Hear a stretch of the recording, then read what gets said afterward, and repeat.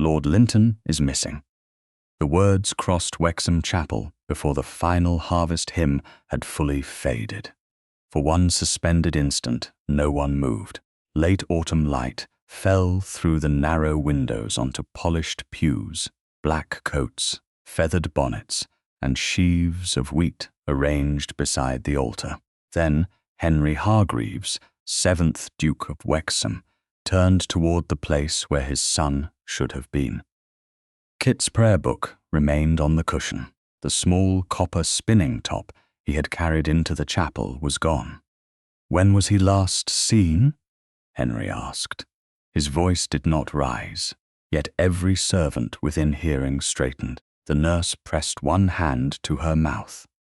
"Near the south door after the blessing, Your Grace. He said he wanted to show the village boys his top." "How long ago?" "Perhaps 10 minutes. Henry looked toward the chapel doors. "Close the estate gates, quietly. No one frightens the tenants. Search the churchyard, stable yard, Yew Lane, Lower Road, and every unused building east of the house.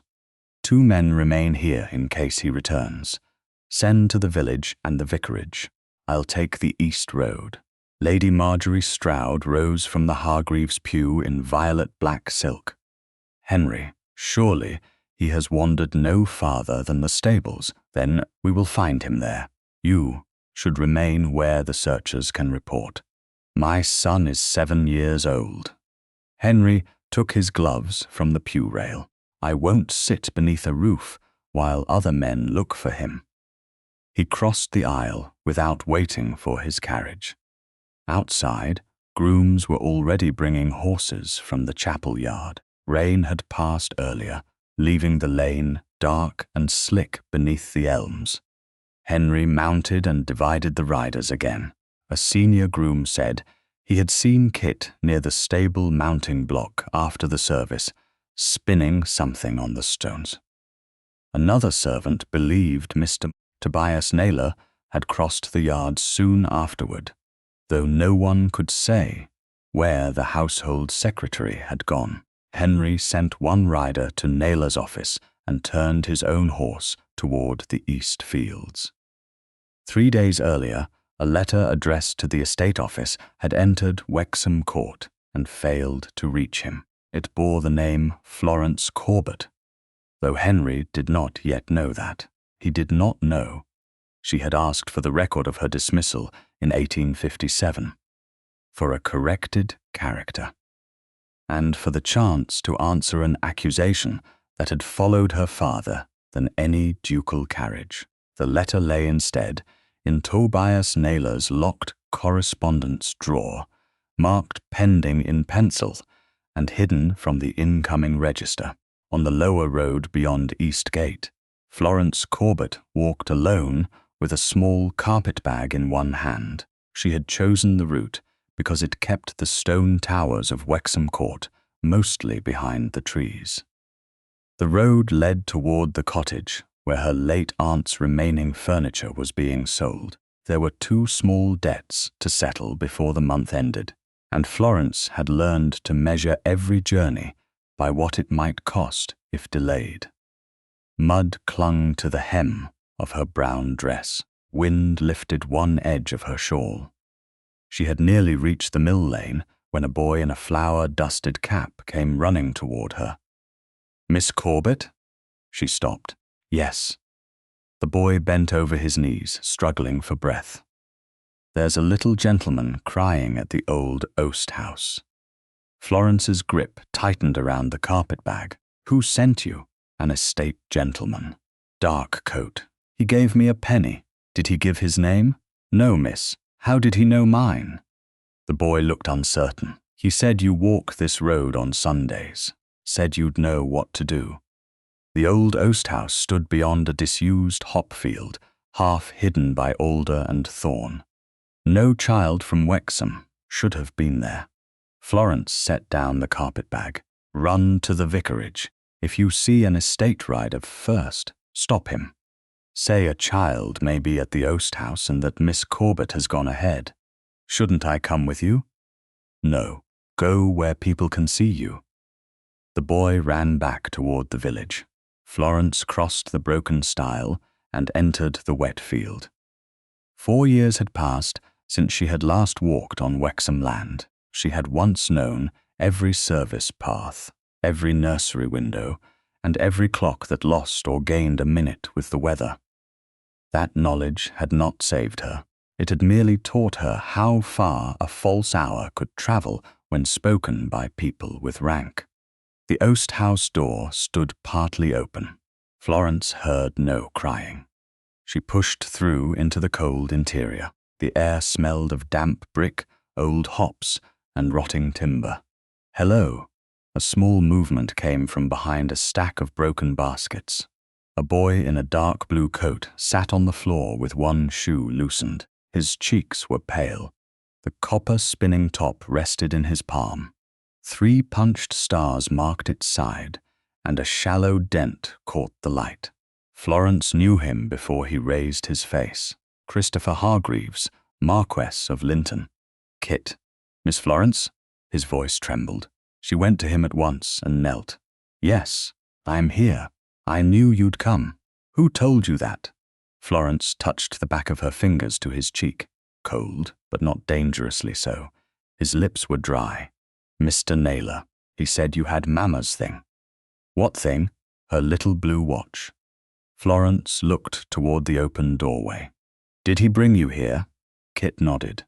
"In the small cart. He stopped by the stable clock first. He opened it." "You saw him?" "The door didn't shut. He used a cloth because the key was dirty." Kit looked down at the copper top. Then he went inside East Gate. "I stayed in the cart."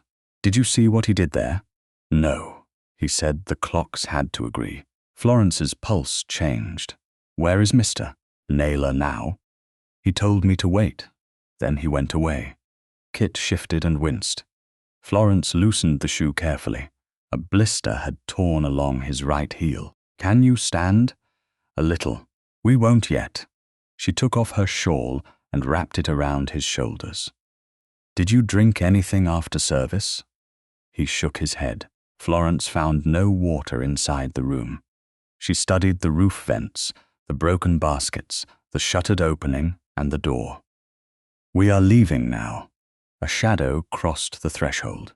Tobias Naylor stood outside. His dark coat was wet at the shoulders, and his face held none of the concern a missing child should have produced. "You should not have returned to Wexham, Miss Corbett." Florence rose, placing herself between him and Kit. "Lord Linton needs his father. He will be found. He has already been found." Naylor's eyes moved to the shawl around Kit. At the proper time. Florence understood then. The child had not been hidden merely to frighten Henry. He had been placed beside her so that someone else might discover them together. "Kit," she said without looking back, "when I tell you, run through the door and keep running toward the lower road." Naylor stepped forward. Florence caught the inner edge of the door and tried to pull it wide enough for Kit to pass. "Now." Kit pushed himself up, but pain in his heel slowed him. Naylor thrust one arm through the gap. His hand closed around Florence's left wrist. She gasped as his fingers pressed into bone. He forced her hand from the latch. Florence tried to hold the door with her shoulder. "Run, Kit." Naylor shoved the panel closed. The key turned from outside. Kit reached the door a moment too late. "Miss Florence." Florence tested the latch once. Locked. She listened to Naylor's footsteps recede across the yard. No second man answered him. No cart moved. She pressed her right hand over the marks rising on her left wrist and turned toward Kit. "We are not going to wait quietly." Fear widened his eyes. Florence crossed to the shuttered opening. It was too narrow for either of them, but above it an iron cowl rose through the roof. A broken hop pole lay among the baskets. She dragged it free, lifted it with both hands, and struck the iron. The clang shuddered through the building. "Again?" Kit asked. "Again." She hit it a second time. The sound carried farther than a cry. Kit's breathing quickened. Florence lowered the pole. Spin your top. Now, yes, watch the 3 stars. Count every turn until I strike again. He placed the copper top on a flat brick and spun it. Florence struck the cowl. Once, twice, 3 times. Kit counted. The top slowed, wavered and fell against its dented side. Florence raised the pole again. Then she heard horses. A man shouted outside. Kit! The boy scrambled upright despite his heel. Papa! Henry's shoulder struck the door. Wood split around the lock. On the second blow, the panel flew inward. Henry entered first, breathless and mud-spattered, followed by 2 grooms. He stopped at the sight before him. His missing son stood wrapped in Florence Corbett's shawl. The copper top lay beside his injured foot. Florence held a broken hop pole in her right hand, and the shape of a man's fingers was darkening across her left wrist. Henry crossed the broken threshold in 3 strides and dropped to one knee before his son. Kit. The boy flung both arms around his neck. Henry gathered him close. One hand braced behind the small head, and the other pressed between Kit's shoulder blades, as though touch alone could prove the child had been returned whole. For several seconds, no one spoke. Florence stood beside the wall with the broken hop pole still in her right hand. Her left wrist throbbed beneath the darkening marks of Nayla's fingers. The search party crowded the doorway behind Henry, bringing wet air, leather, and the sharp scent of frightened horses into the ruined oast-house. I knew you'd come, Kit whispered. Henry shut his eyes once. I should've come sooner. Miss Florence made the iron shout. Henry looked over his son's shoulder. Florence had imagined this moment during every blow against the cowl. She had expected suspicion. She had not expected the raw fear still visible in Henry Hargreaves's face. He rose with Kit held against him and examined the child quickly. Are you hurt? My heel? Anywhere else? No. Kit turned his head toward Florence. Mr. Naylor hurt her. Henry's gaze moved to her left wrist. The bruising had deepened into distinct bands where Naylor had gripped her. Before Henry could speak, one of the senior grooms forced his way through the doorway. He stared at Florence and stopped. Your Grace, that is Miss Corbett. His tone gave the name the weight of an accusation. I know who she is, Henry said. The groom looked from Florence to Kit. She was dismissed after her Grace died. She had no right to be near Lord Linton. He reached for Florence's arm. Henry stepped between them so swiftly that the man nearly collided with him. Don't touch her. The groom recoiled. Henry did not raise his voice. He did not need to. The door was locked from the outside.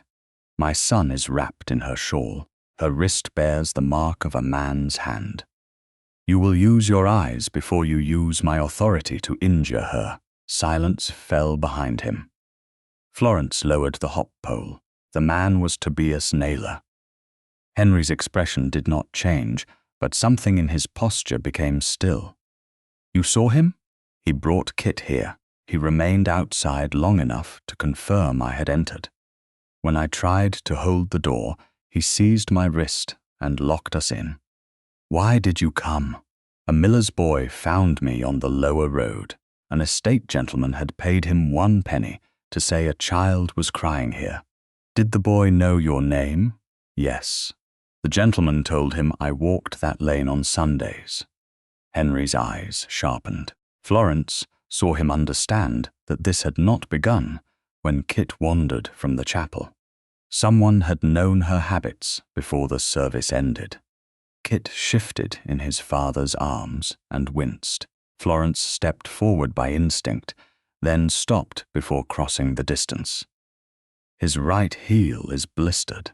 He is cold and thirsty, but he remained conscious. He shouldn't walk. Henry glanced down, then back at her. He had noticed her pause. Thank you. Gratitude from a duke could be a dismissal in gentler clothing. Florence inclined her head, but offered no reply. Henry removed his riding coat with one hand. May I? The question surprised her more than the garment. Wind moved through the broken frame and caught at the damp fabric of her dress. Florence looked at the coat, then at him. Yes. He placed it around her shoulders without touching more than the cloth required. The warmth carried the scent of rain and horse leather. It did not erase 4 years, but neither did Florence refuse what her body needed. Henry turned toward his men. Send for the physician. Bring the covered carriage as close as the ground permits. 2 riders will search for Naylor. No one enters this building without Mr. Pritchard or the magistrate's clerk present. The door, lock, and yard are to remain undisturbed. Your Grace, the groom said, should Miss Corbett not be kept apart until she is questioned? Miss Corbett is not under guard. Henry's words cut cleanly through the suggestion. She remains where she chooses. Florence met his gaze. I'll answer questions, but not in a room where I may be locked. You have my word that you won't be. Your word didn't protect me 4 years ago. The nearest servants looked away. Henry accepted the blow without defense. Then Lady Agnes will remain with you, and Mr. Pritchard will hear every question. Kit stirred. She didn't steal me. Henry looked at his son. I know. Do you? Florence asked quietly. He faced her again. The door was locked from outside. You sent for help. You kept him warm. Whatever else I failed to know before, I know those things now. The covered carriage arrived with the physician's assistant and blankets. Henry carried Kit outside, but the boy clung to the front of his coat. My top! Florence turned back. The copper spinning top lay on the bricks where Kit had last set it turning. She and Henry reached for it at the same moment. Their fingers brushed against the cool metal. Henry's hand stopped. Florence felt the brief warmth of his skin, then withdrew at once. He picked up the top and placed it in Kit's palm. Here! Kit closed his fingers around it, but a frown gathered between his brows. That isn't all. He looked toward Florence. I found something. Where? Henry asked. Kit wriggled until his father set him on the carriage step without allowing weight on the injured heel. The child reached beneath the hem of his left stocking and drew out a narrow brass key. Its shoulders had been filed unevenly, and black oil stained one end. Mr. Naylor dropped it by the stable clock. Every adult nearby became still. Henry did not take the key immediately. Tell me only what you saw. Kit held it tightly. He opened the clock case. He used a cloth because the key was dirty. He turned the hands. Which way? Forward. How far? I don't know. Henry nodded. That is enough. What happened then? He put the key in his pocket, but it fell. I picked it up. He got cross when I asked why the clock was wrong, so I hid it. Did he touch another clock? Kit shook his head. I stayed in the cart at Eastgate. He went inside. You did not see what he did there? No. Henry glanced toward Florence, but she offered no interpretation. Did you hear anyone speak to him? He asked. Kit pressed the copper top against his chest with one hand and the key with the other. Aunt Marjorie's carriage was by the yew lane. The physician's assistant started to speak, but Henry silenced him with a look. His voice remained gentle. Did Lady Marjorie speak to you? Not to me. She talked to Mr. Naylor. I was looking out the other side. Kit's face tightened with the effort of remembering. She said, as before. Then she said, you trusted the clocks when Mama died. Henry went pale. Anything else? Mr. Naylor said. The woman had asked for papers. Aunt Marjorie said it had to happen before you saw them. Florence's breath caught. Only one set of papers could connect her return, Naylor and the old accusation. Her letter to the estate office had not merely gone unanswered. Someone had read it. Henry looked at her. "Did you request papers from Wexham? 3 days ago. My dismissal record and a corrected character. I never received the request. I believe you now." The words were not forgiveness. They confirmed an active hand between them. Kit extended the filed key. Henry removed a clean handkerchief and opened it across his palm. "Put it here, if you please." Kit did so. Henry folded the cloth without rubbing the metal, then called the estate steward forward. "Hold this in full view. No one pockets it. No one cleans it." The steward accepted the wrapped key with both hands. A rider was sent at once for the magistrate's clerk. Until he arrived, the steward remained beside the carriage, where Henry, Florence, the physician's assistant, and 2 grooms could see both his hands. When the clerk came, breathless from the village road, he opened a small evidence envelope on the carriage step. The steward placed the wrapped key inside without removing it from Henry's handkerchief.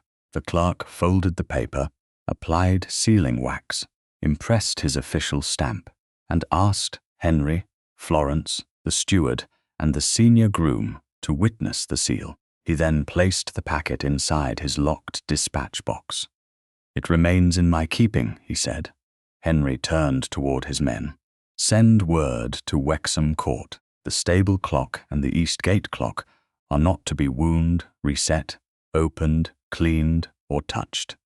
The chapel clock remains under the sexton and churchwardens. Lady Marjorie is not to see Kit without Lady Agnes or myself present. Mr. Naylor's office is to be closed, but no drawer is opened until Mr. Pritchard arrives." Florence watched him issue each order. 4 years earlier, he had acted quickly because grief demanded certainty. Now he acted quickly to preserve uncertainty until evidence could be heard. The difference mattered. It did not yet heal anything. Lady Agnes's carriage appeared at the edge of the yard. Henry turned to Florence. "Will you come to Wexham Court with her? As a witness, as the woman who saved my son." Florence looked at Kit, pale beneath the blanket and still holding his copper top. "I'll come until the physician says he is safe." Henry inclined his head. "No longer than you choose." Lady Agnes received Florence without question and took her directly to a private chamber at Wexham Court. A maid brought a dry borrowed gown, warm broth, clean water, and linen for her left wrist. Henry's riding coat was sent to be dried and returned to his valet. Florence had barely fastened the final button of the borrowed dress when a rider arrived from the estate clockmaker. The note was carried first to Henry, then read aloud before Lady Agnes and Florence. One estate clock appeared to be 18 minutes fast. The other appeared to be 18 minutes slow. Henry looked toward the chapel tower beyond the rain-dark windows. 36 minutes between them, Lady Agnes said. Kit's words returned to the room with the quiet force of a warning. The clocks had not merely disagreed. Someone had made their disagreement useful. On Monday morning, the 14th of October, Wexham Court moved under a discipline more exacting than ceremony. No servant wound the stable clock. No hand opened the East Gate clock case. The magistrate's clerk arrived before 9 with the sealed filed brass key still inside his locked dispatch box, the wax unbroken and the signatures across the fold intact. Mr. Pritchard came with him, followed by the clockmaker, Lady Agnes, Henry, and Florence. Kit remained upstairs under the physician's care. His chill had eased. His right heel had been dressed, and the copper spinning top rested on the nursery table beside his bed. Florence wore the dry, borrowed gown Lady Agnes had provided the previous evening. A clean glove concealed most of the bruising on her left wrist, though the joint remained tender when she turned it. Henry noticed the careful way she fastened the cuff. He said nothing. The restraint was not kindness yet, but it was no longer neglect. At the stable office, the clerk first compared his pocket watch with the chapel clock. The sexton had confirmed that the chapel mechanism had been regulated at the beginning of the month and had not been touched since. When the chapel struck 9:30, the clerk called the true time aloud. 9:30. Every witness looked toward the stable clock. Its face showed 9:48. The clerk wrote both readings. 18 minutes fast. The senior groom removed his cap. Henry addressed him without turning the question into an accusation. Tell us what you remember of yesterday afternoon. Only what you saw or heard. I saw Lord Linton near the mounting block, Your Grace. He had the copper top. The chapel quarter began, while he set it spinning. The 3:15, Mr. Pritchard asked. Yes, sir. Did you look at the stable clock? Florence asked. I did, miss. It showed 3:33. Then the true time was approximately 3:15. Yes. Did you see Lord Linton leave? No, Mr. Naylor called me toward the west stalls. One of the mares had begun striking the partition. When I came back, his lordship was gone. Henry's gaze shifted toward the stable office door.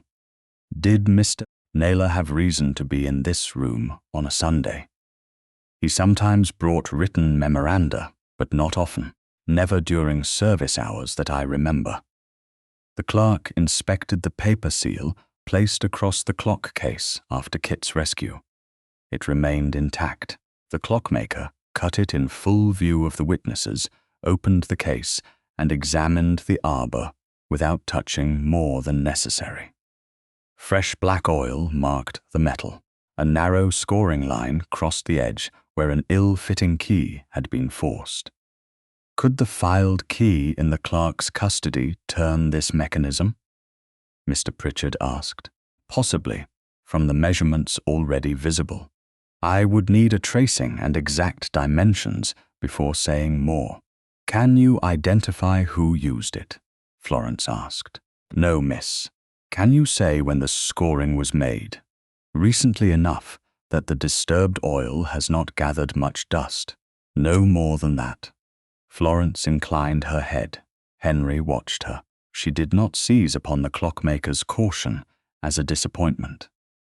She accepted the boundary because it was true. The case was closed and resealed. No one wound the mechanism. From the stable yard, the party travelled to the east gate. Florence rode with Lady Agnes in the closed carriage. Henry followed on horseback with the clerk and Mr. Pritchard. The gatehouse stood beneath dripping yews, its stone arch dark with rain. The gatekeeper waited with his ledger in both hands. Before any question was asked, the clerk again compared his watch to the chapel clock. At 10 o'clock, the chapel bell carried across the fields. The east gate clock displayed 9:42, 18 minutes slow, the clerk said.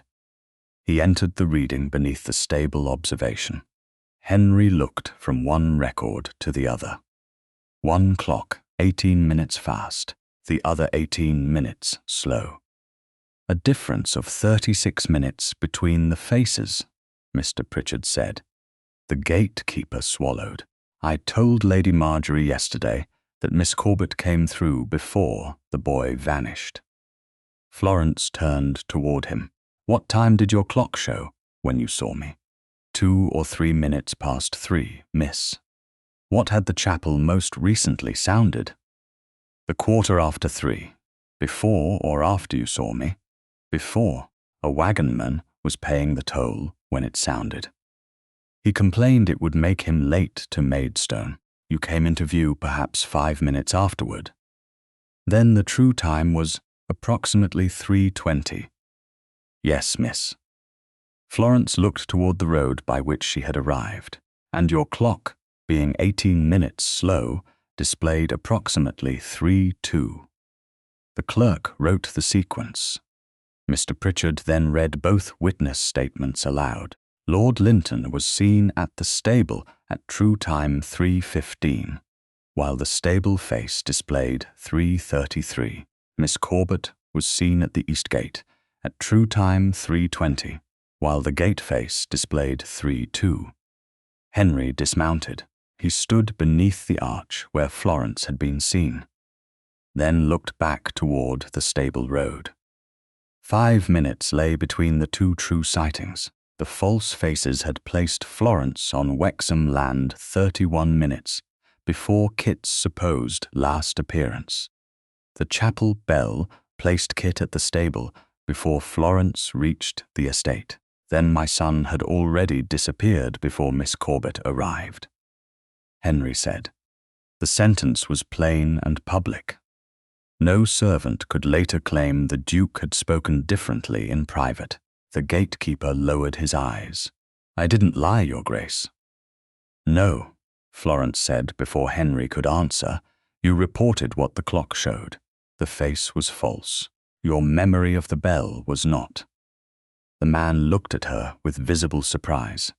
Henry heard the distinction. He had spent 4 years allowing truthful servants to support a false conclusion because he had never asked what their testimony actually proved.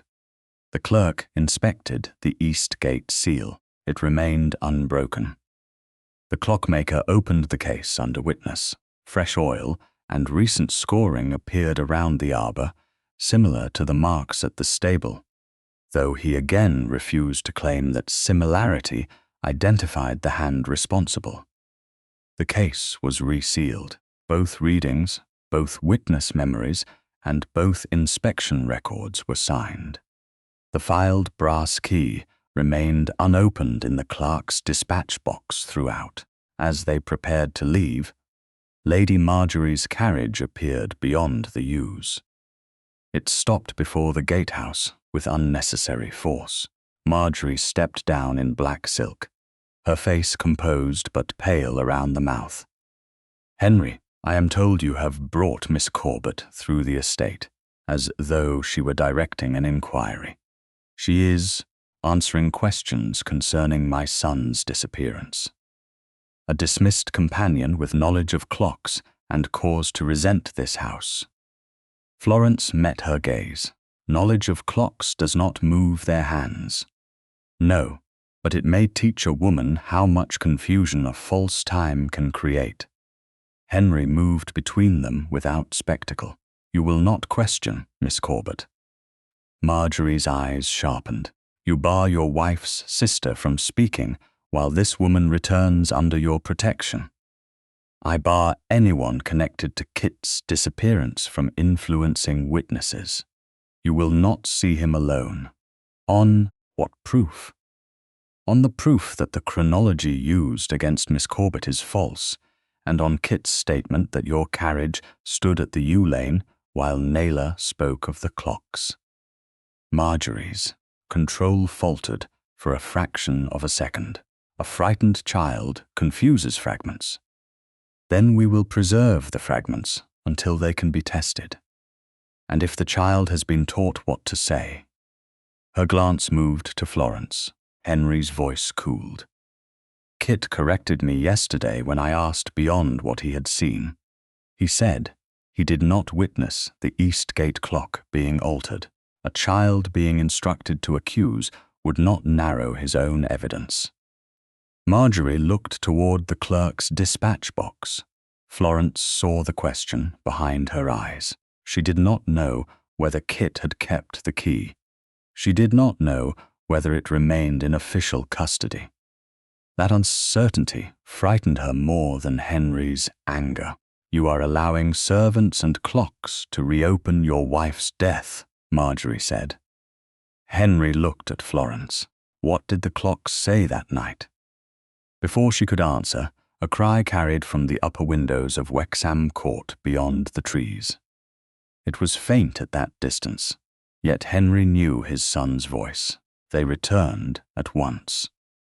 By the time Henry reached the nursery, Kit was thrashing beneath the blankets, one hand searching for the copper top on the bedside table. The nurse called his name, but he did not wake. Henry bent toward him. Kit, the boy's face tightened with terror.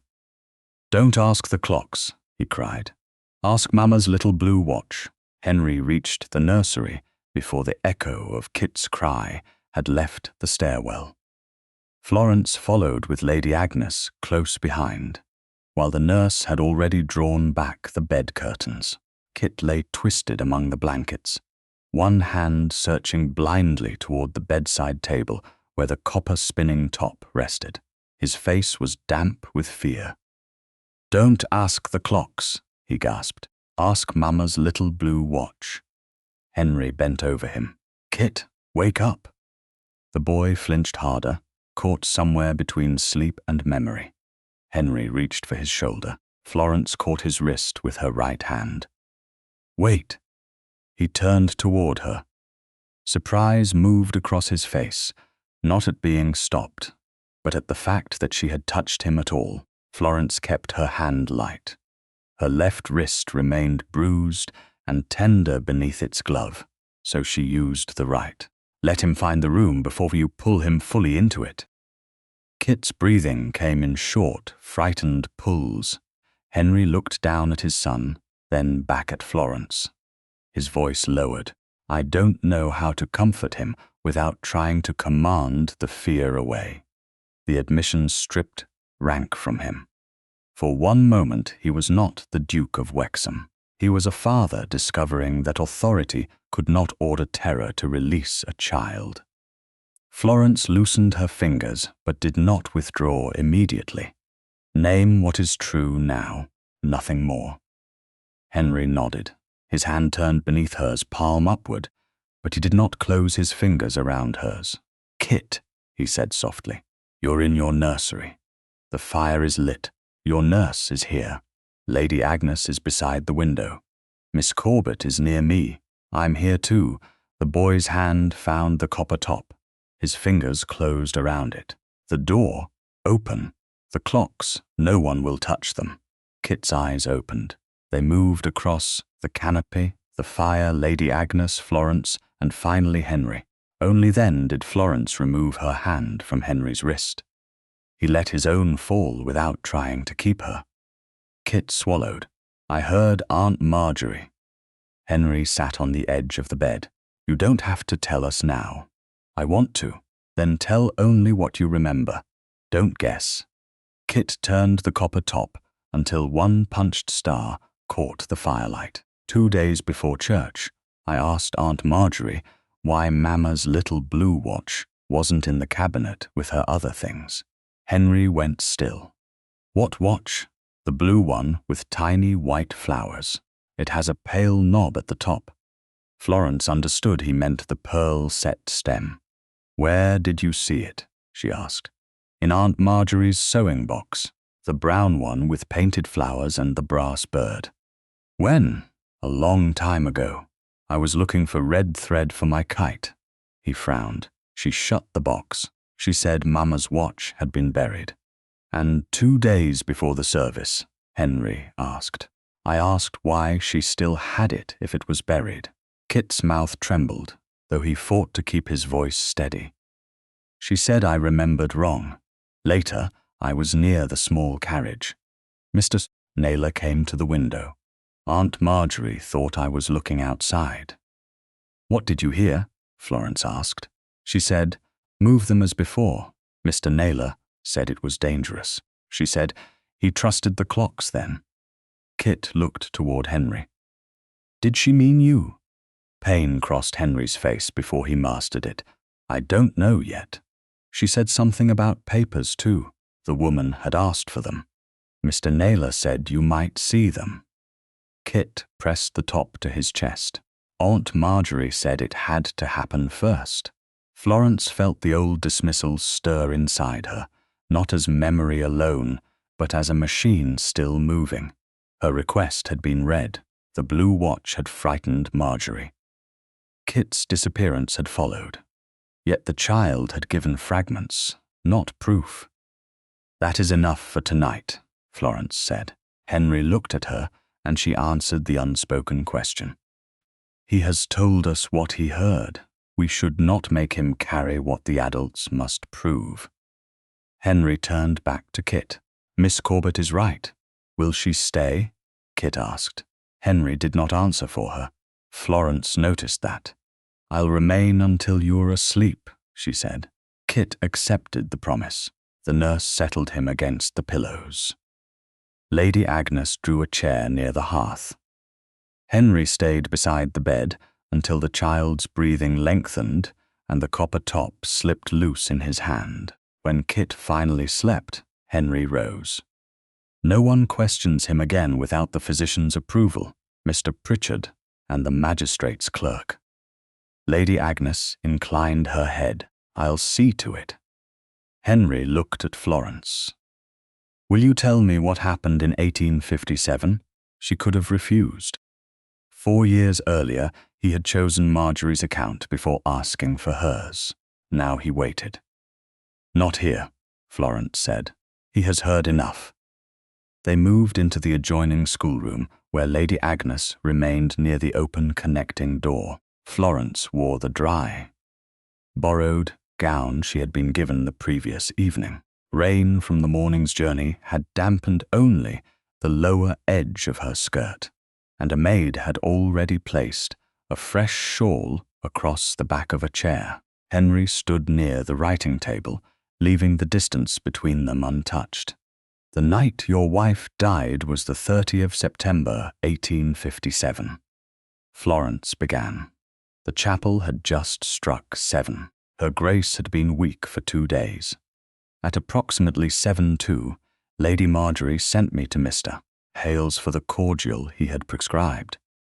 "What did the household clocks show when you left?" "A little after 7.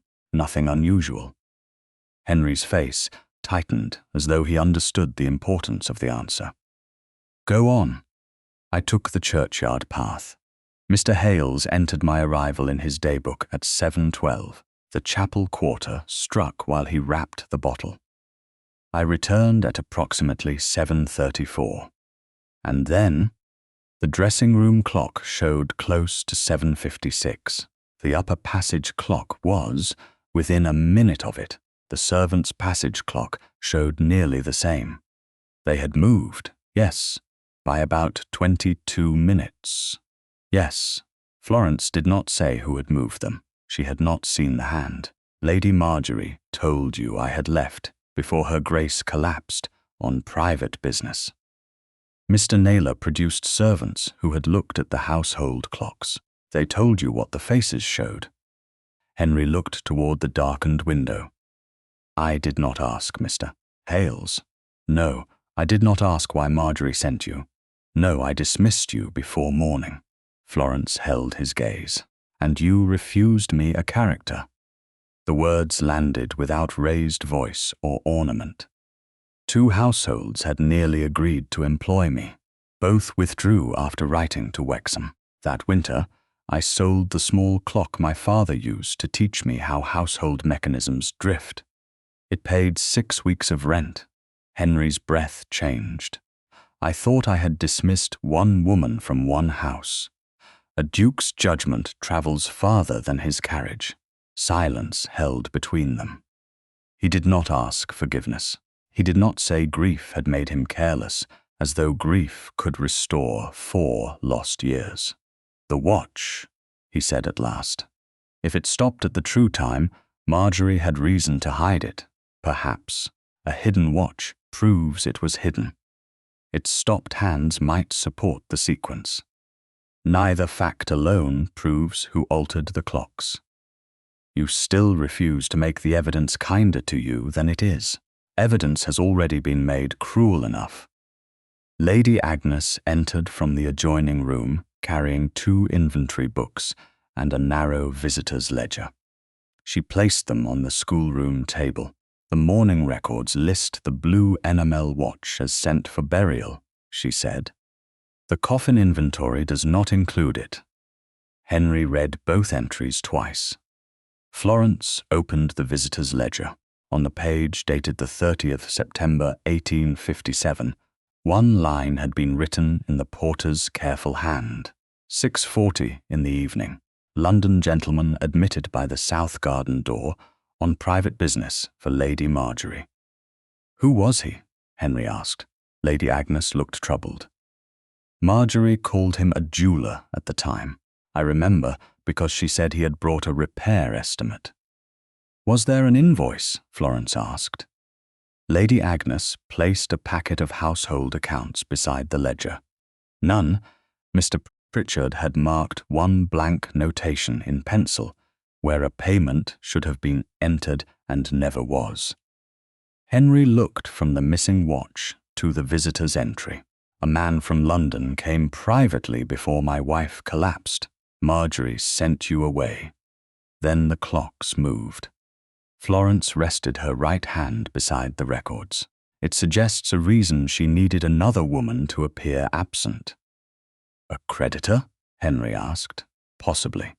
Florence did not make the word stronger. Beyond the schoolroom, Kit slept with the copper top beside his hand. On the table, the late Duchess's watch was recorded as buried, though it had never entered the coffin. The missing object had left behind a true hour. The unnamed London visitor had left behind a different question.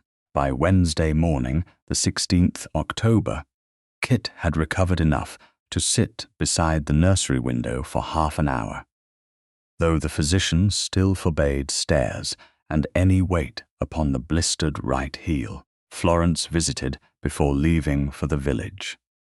The boy held the copper spinning top against his blanket and watched her fasten one glove with her right hand.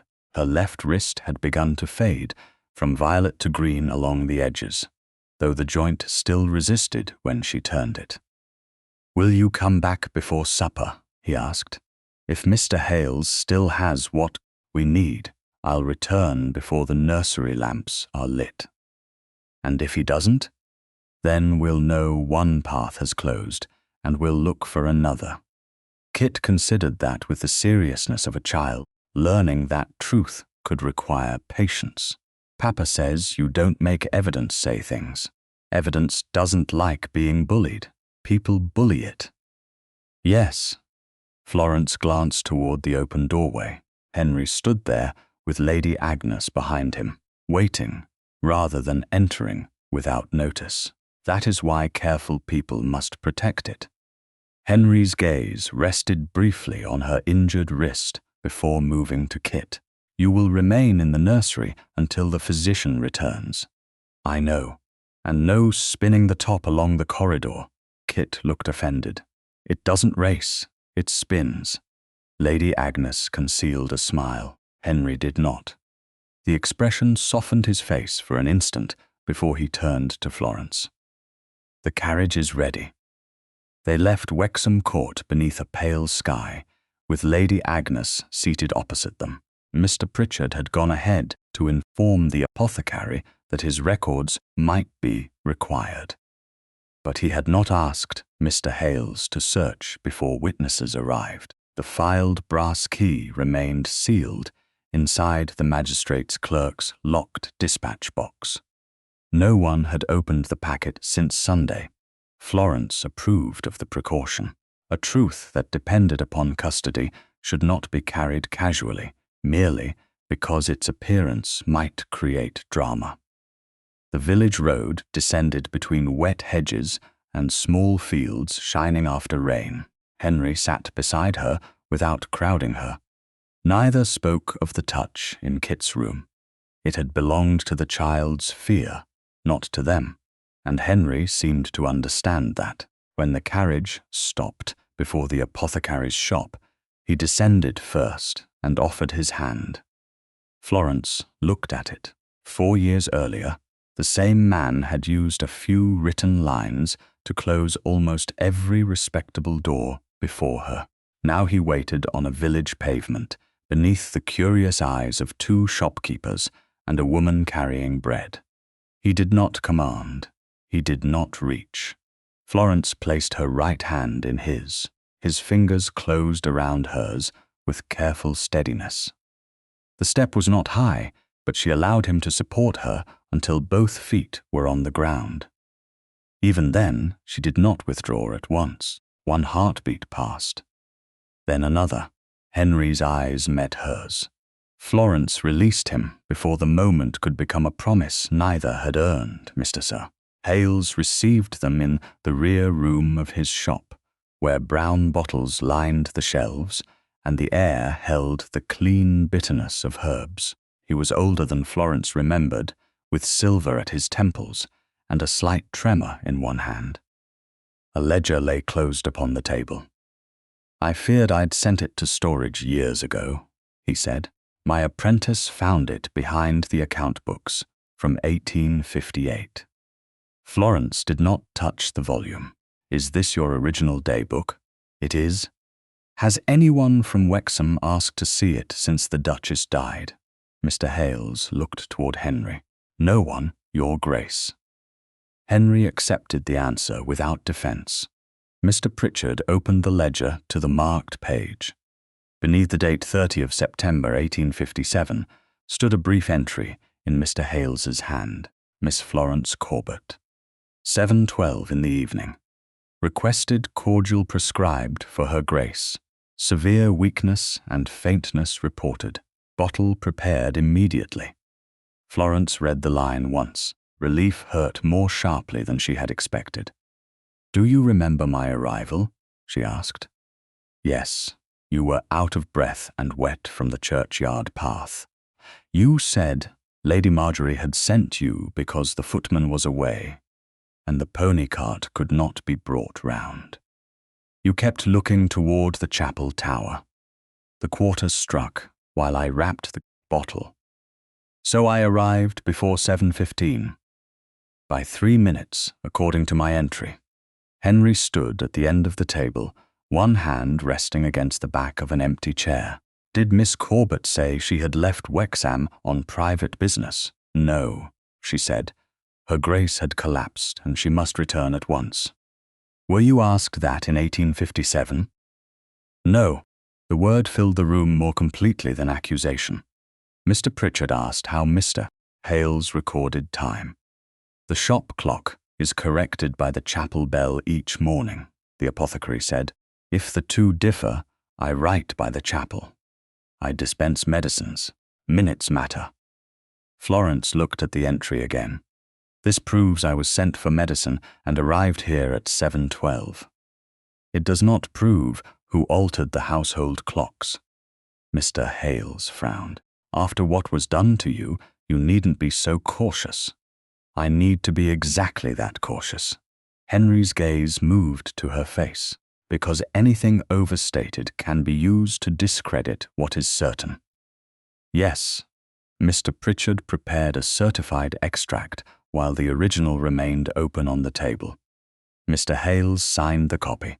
Henry and Lady Agnes witnessed his signature. Florence signed only as an observing witness. The original daybook stayed in the apothecary's possession. When they stepped outside, the woman with the bread had been joined by 2 others. Their conversation stopped as Florence appeared. One woman curtsied to Henry but did not acknowledge her.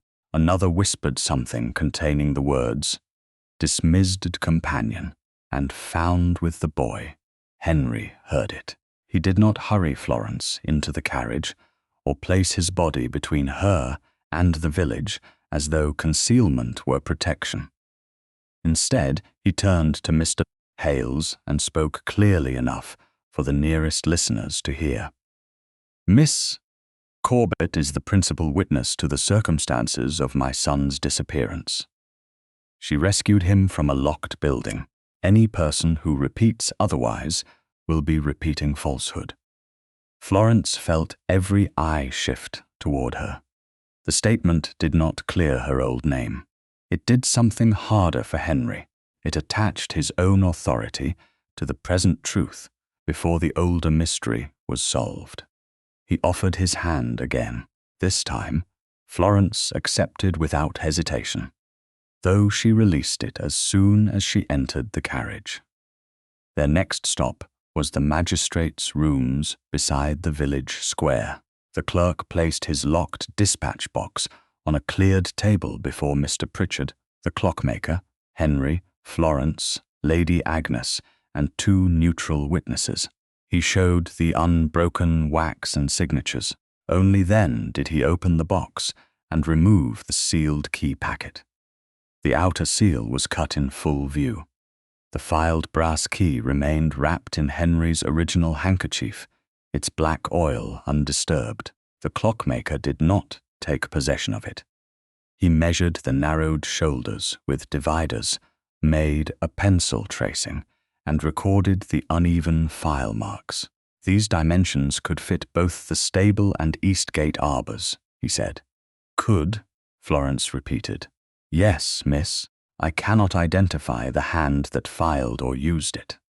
The key was returned to the same handkerchief, placed in fresh paper, resealed by the clerk, and locked once more inside his dispatch box.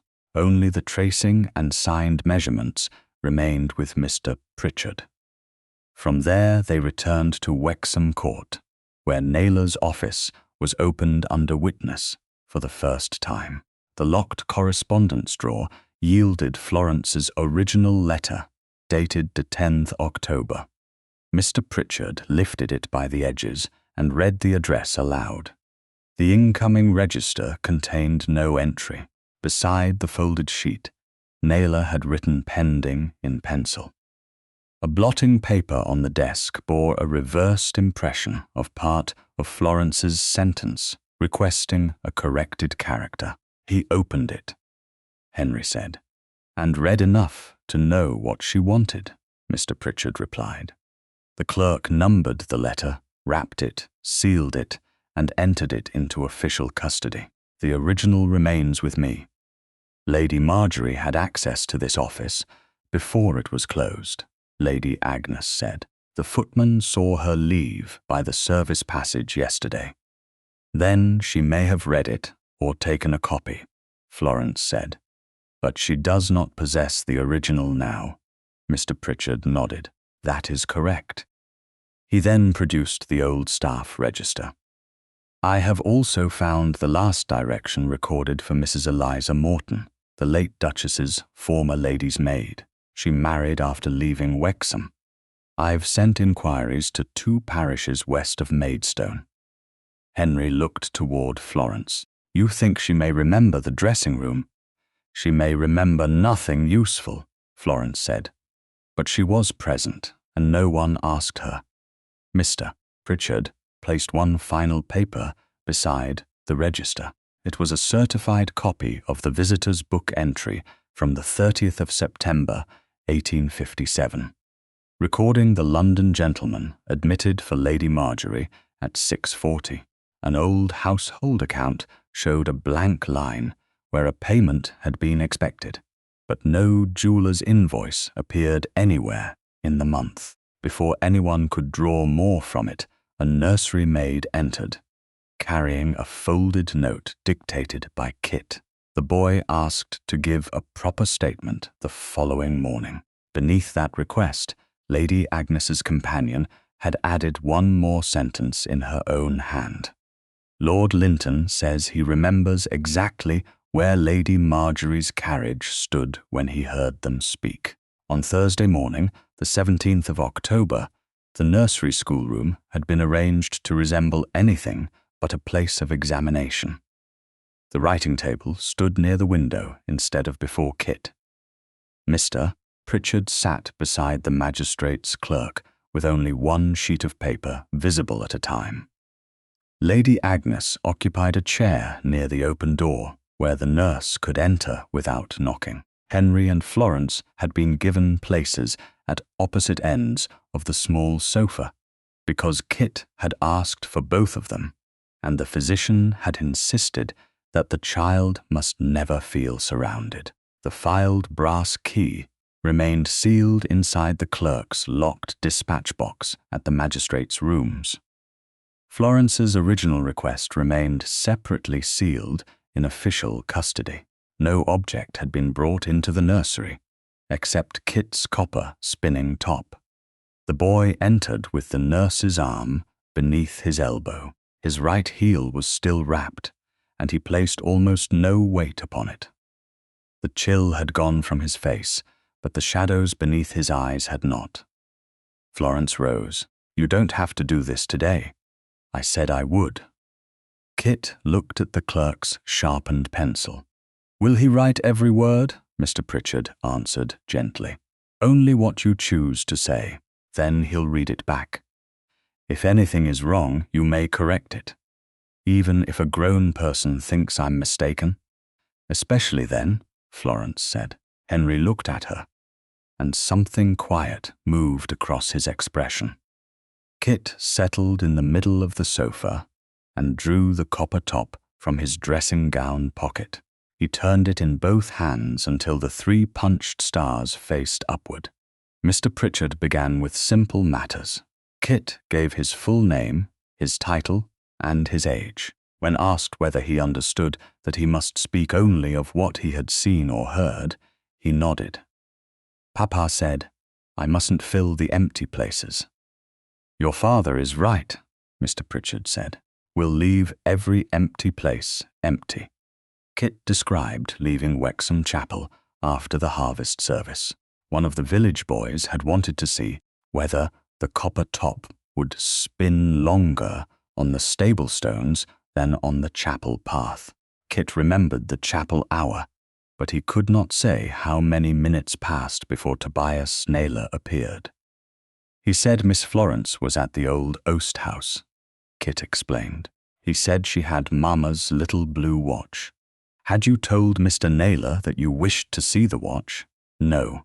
I asked Aunt Marjorie why she had it." "Did Mr. Naylor say how he knew Miss Corbett was at the oast-house?" "No." "What happened next?" Kit turned the top slowly between his palms. "He told me to wait by the stable office." He went inside. The door didn't close properly. "What did you see?" He took a brass key from his pocket.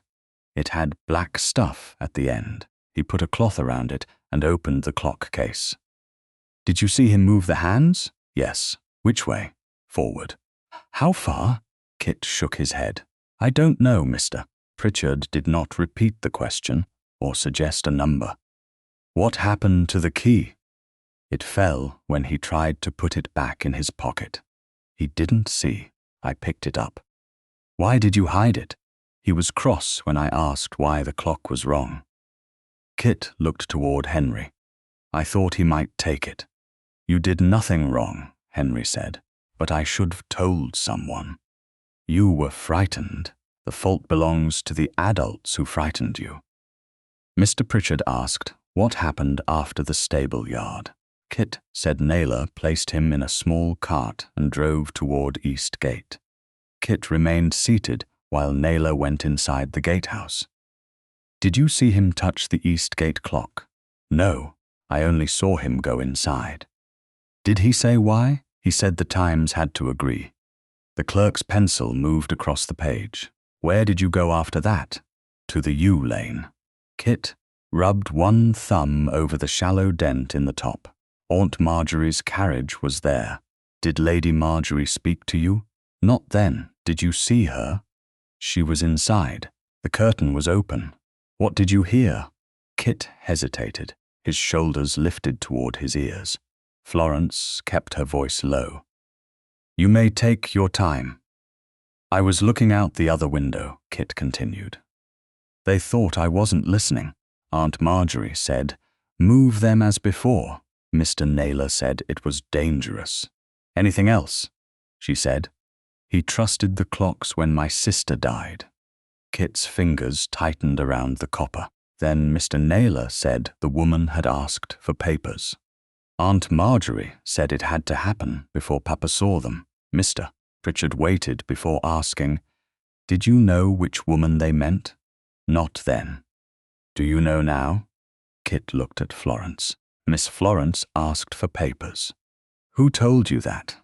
"Papa did, after Mr. Pritchard found the letter." The clerk noted the distinction. Kit had not understood the reference when he heard Marjorie and Naylor speaking. Did Lady Marjorie say what would happen at the oast-house? No. Did Mr. Naylor? He said Miss Florence was waiting and I must do what she told me. Was she waiting? No. The answer came at once. She looked surprised when she saw me. She asked who brought me. Kit's breathing shortened. Then Mr. Naylor came back. Miss Florence tried to hold the door. He hurt her arm. He locked us in. Florence saw the schoolroom disappear from the boy's eyes. He was hearing the key turn again. Henry leaned forward. We can stop. Kit shook his head, but fear had already tightened his throat. Henry did not reach across him. Instead, he placed his right hand open upon the sofa cushion between himself and Florence, palm upward. He looked neither commanding nor certain. He simply waited. Florence looked at the offered hand. 4 years earlier, Henry had used his authority to close every path before her. Since Sunday, he had used that same authority to preserve evidence, restrain servants, protect Kit, and admit what he did not know. None of it erased the past. Yet the hand before her did not demand forgiveness. It asked whether they might steady a frightened child together. Florence placed her right hand in his. Henry's fingers closed gently around hers. Kit noticed. His gaze moved from their joined hands to Florence's face. "Look at the stars," she said. He turned the top until the 3 punched marks caught the window light. 1, he whispered. 2, 3, good. Now tell us only what happened after the door closed. Kit drew a breath. Miss Florence wrapped me in her shawl. She looked at my heel. She hit the iron thing with the broken pole. She told me to spin the top and count. Did she ask you to say anything about Mr. Naylor or Lady Marjorie? No. Did she tell you what the clocks meant? No. Did she keep you from leaving? Kit frowned.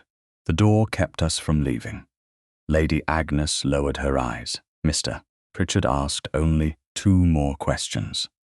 Kit confirmed that a village boy had been sent separately to find Florence. He did not know the boy's name. He also confirmed that Florence had not known he would be at the oast-house. Then Henry spoke. That is enough. Mr. Pritchard looked toward him. There are 2 matters we might clarify. Not today. He has answered what he remembers. The rest belongs to us.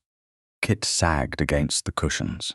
The nurse brought water. Florence and Henry remained hand in hand while the clerk read the statement aloud.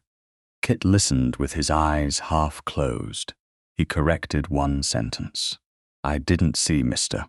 Naylor turn the east gate clock. I only saw him go inside. The clerk struck out the earlier wording, entered the correction, and read the new sentence back. Kit watched until it was done. That's right now. He signed with the uncertain hand of a 7-year-old. Lady Agnes signed as witness to the reading. Mr. Pritchard and the clerk added their names. Florence did not withdraw her hand until the nurse helped Kit rise. Henry released her at once. The absence of pressure made the several minutes of contact more intimate than any attempt to prolong it would have done. Before leaving, Kit looked back at them. You'll both be here after I sleep. Florence answered first. Yes. Henry's gaze met hers. Yes. By afternoon, the first social consequences arrived. 1 county family withdrew an invitation previously sent to Lady Agnes because Florence remained at Wexham Court. A charitable subscriber requested that Florence's name be removed from a list of women sewing winter garments for tenant children. 2 callers left cards for Henry, but declined to enter when told Florence was present. The rumor moved through drawing rooms and village shops that Florence had arranged a danger so she might rescue Kit and regain the Duke's attention. Henry ordered no servant to claim that Florence's old dismissal had vanished. Instead, he instructed the household to state only what had been established. She had found Kit inside a locked building. She had sent for help. The clock faces used against her were false. At sunset, a cream-colored invitation arrived beneath Lady Marjorie Stroud's seal. She invited the county's principal families, charitable subscribers, and estate officers to a luncheon at the old tithe barn on Sunday, the 20th October. The final line had been written in her own hand. 4 respectable witnesses, the true order of Lord Linton's disappearance would at last be established. By noon on Sunday, the 20th October, the old tithe barn had been made to resemble a place where nothing improper could happen. White linen covered the long tables. Silver bowls held late apples from the Wexham orchards. County families entered beneath the dark beams with expressions of grave charitable concern, as though respectability itself had summoned them. Florence arrived beside Lady Agnes in a plain brown dress, her left wrist still tender beneath a glove. Kit remained at Wexham Court under the physician's instructions. He would not be made to stand before strangers while adults argued over what he had endured. Henry waited near the raised end of the barn with Mr. Pritchard and the magistrate's clerk. His gaze found Florence as soon as she entered. For one brief moment, she remembered his open hand on the schoolroom sofa and the several quiet minutes during which she had chosen to hold it. Then Lady Marjorie Stroud stepped forward, and the room remembered why it had gathered. She wore violet silk and carried a folded paper in one hand. "I thank you for coming," she said.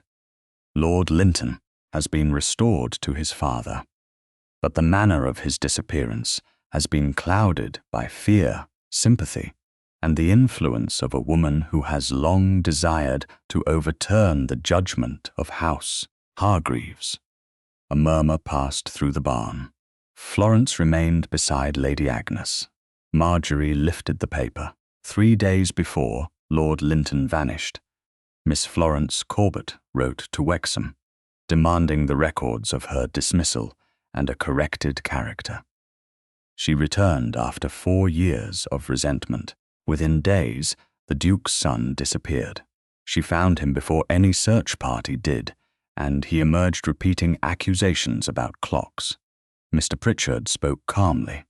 "That is not the original letter. The original remains sealed in the magistrate's clerk's custody." Marjorie's mouth tightened.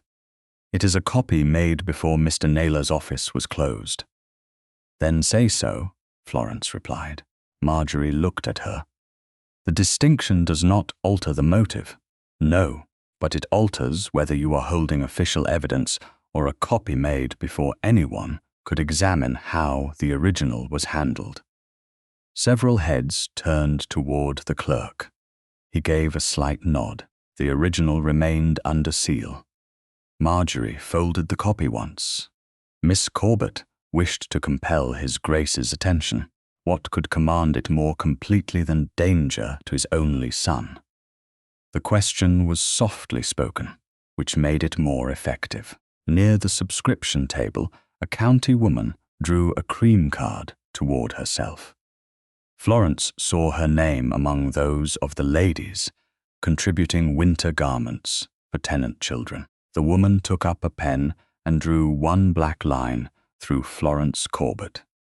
She did not look up. Florence felt the stroke as though it had crossed skin. She said nothing. Marjorie continued. "Miss Corbett possesses unusual knowledge of household clocks. Her father taught her their mechanisms. She knew the lower road. She knew the abandoned oast-house. She knew that altered faces could create confusion." Henry stepped forward. "Knowledge is not proof of action, nor is rescue proof of innocence," Marjorie said. "A woman who arranged a danger would be certain to appear useful when it ended." Florence saw several people shift. Not all believed Marjorie, but enough wanted the accusation to remain possible. Curiosity could wound as effectively as contempt when a woman's reputation provided the entertainment. Marjorie turned toward the East Gate keeper. You saw Miss Corbett enter Wexham on the afternoon Lord Linton disappeared? Yes, my lady. At what time? The gate clock showed 2 or 3 minutes past 3. She faced the senior groom. And when did you last see Lord Linton at the stable? The stable clock showed 3:33. The displayed times settled over the room with deceptive simplicity. Florence entered at 3:02.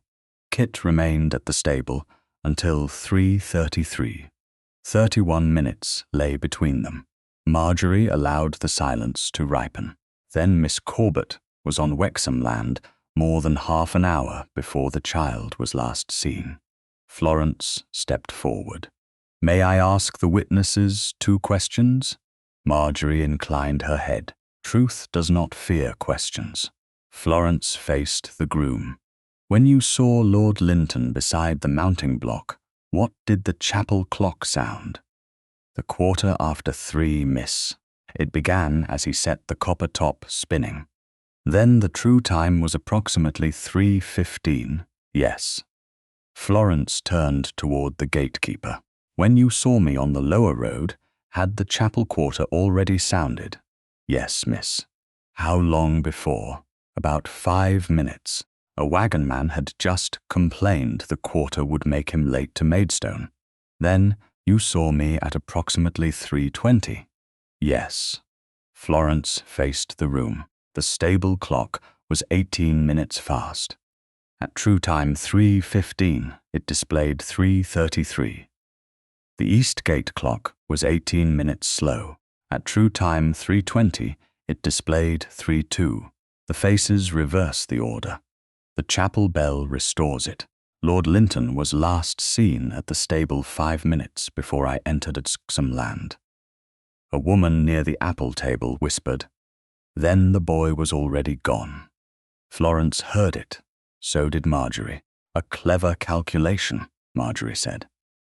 Made by the woman who benefits from every discrepancy. The chapel clock is maintained by the sexton and churchwardens. Florence answered. I do not benefit from it. I am merely not condemned by it. Henry moved to Florence's side. The current chronology used against Miss Corbett is false. Marjorie turned on him. The 2 clocks may have been altered. That does not prove who arranged the alteration. Miss Corbett could have engaged another person. Kit saw Naylor open the stable clock. A 7-year-old, child after hours beneath her care. He corrected the clerk when a sentence claimed he saw more than he did, which proves someone taught him caution. Mr. Pritchard's expression cooled, but Florence spoke before he could. I did not know Kit would be at the oast-house. The child said so in a witnessed statement. The miller's boy was sent to me separately by a man who knew my Sunday route. The door was locked from outside. Marjorie lifted the copy again. And yet you had motive, mechanical knowledge, and a request this family had reason to reject. A request for the record used to destroy my employment is not a threat. No, but it is leverage. Henry's voice hardened. Enough. Marjorie looked at him with measured sadness. Then, protect her, Henry. Protect Kit. Protect your late wife's memory. End this before servants, tenants, and county gossips tear open every hour surrounding your wife's death. Henry's face altered. Florence saw the fear beneath his control. He had corrected the false afternoon. The older mystery still touched his dead wife, his son, his household, and the public dignity of Wexham. Mr. Pritchard took one step nearer. The visitor's book shows a London gentleman admitted privately for Lady Marjorie at 6:40 on the evening her Grace died. The household accounts contain no jeweller's invoice, despite her explanation at the time. Marjorie's fingers tightened around the copied letter. You have no right to parade private family accounts before tenants. The answer came too quickly. Henry noticed. Florence noticed more. Marjorie did not object that the record was false. She objected that others might hear it. Was he a creditor's agent? Florence asked. You impertinent woman. Then the question has reached its proper place. The room changed. The London visitor had been only an old line in a ledger. Marjorie's anger gave it weight. Henry looked from the copy in her hand to the county faces gathered beneath the beams. This matter will continue, he said. Lady Marjorie, you will withdraw from Wexham for the season and surrender all access to Kit without my presence. Mr. Pritchard will complete the inquiry. No further public accusation will be made. If those conditions are accepted, the family matters surrounding my wife's death need not be carried before the county again. Surprise flashed across Marjorie's face and vanished. Florence felt something inside her grow very still. Henry believed her. He had defended her. He was also offering silence to the woman who had accused her before respectable witnesses. No, Florence said. Henry turned. Miss Corbett. No, Your Grace. Her voice did not rise. A public accusation cannot be repaired by a private arrangement. I'm trying to protect Kit from becoming a spectacle. Then keep him from this room. Do not keep truth from it. Once this widens, I can't control what people say. You could not control what they said today. Florence looked toward the subscription card with the black line through her name. 4 years ago, silence allowed altered clocks to outweigh my word. Today you would use silence again and call it mercy. Henry drew a breath. This isn't the same. It is the same instinct. You decide how much truth other people may bear, then ask the injured person to be grateful for protection. Pain crossed his face. I won't let this destroy you again. Then do not hide what was done. Henry offered his arm, perhaps intending to guide her away before the watching room stripped either of them further. Florence looked at it and did not take it. Your Grace, I will not be concealed, so's House Hargreaves may remain comfortable. Lady Agnes stepped beside her. Florence inclined her head to Henry, then walked the length of the tithe barn without haste. No one blocked her. Outside, the chapel bell carried across the fields. Lady Agnes entered the waiting carriage with Florence, and together they left for Wexham Vicarage. Henry remained beneath the dark beams, surrounded by witnesses who had seen him defend Florence and fail her in the same hour. Before sunset, a mounted servant reached the vicarage, with a sealed letter in Henry's hand. Every private offer to Lady Marjorie had been withdrawn. Written corrections were being delivered to every household represented at the luncheon. The final line contained no excuse and no request for forgiveness. I won't ask you to accept justice measured by my fear again. On Monday morning, the 21st October, Henry Hargreaves waited in the narrow front passage of Wexham Vicarage until Florence decided whether he might enter. He had arrived without liveried escort, without sending his title ahead as a command, and without stepping beyond the threshold simply because the door stood open. Rain darkened the shoulders of his coat. Beneath one arm he carried a sealed packet. Lady Agnes found him there after 10 minutes. You could have asked the vicar to announce you. I've spent too many years assuming an open door meant I was welcome. Lady Agnes studied him, then went to the drawing room. Florence stood beside the window, with his letter, from the previous evening, folded upon the table.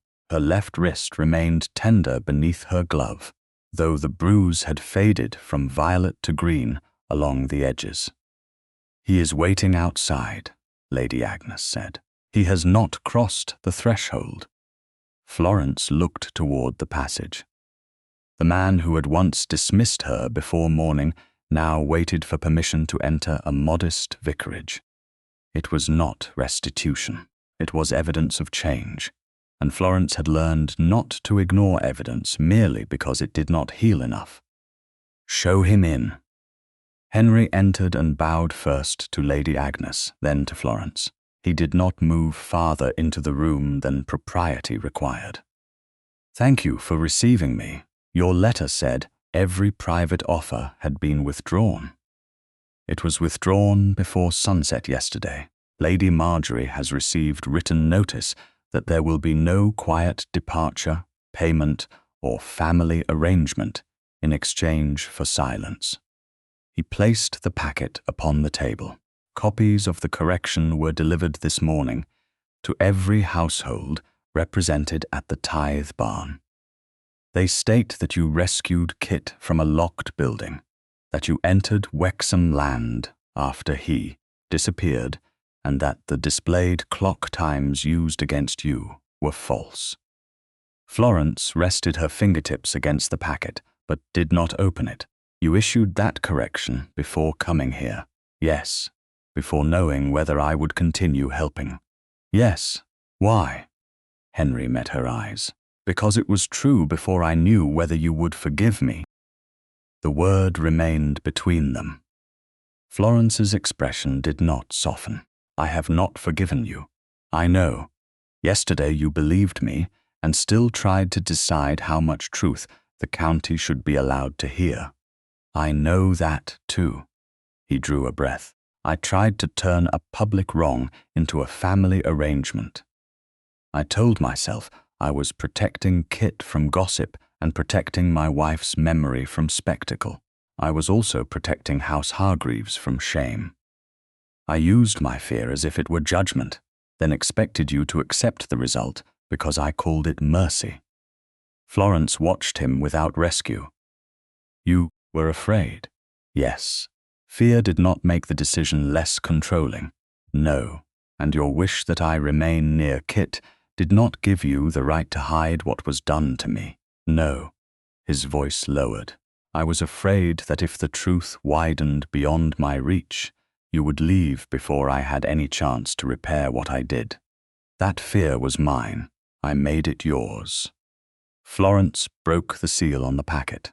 Inside were signed copies of the correction, each bearing Henry's full name and title.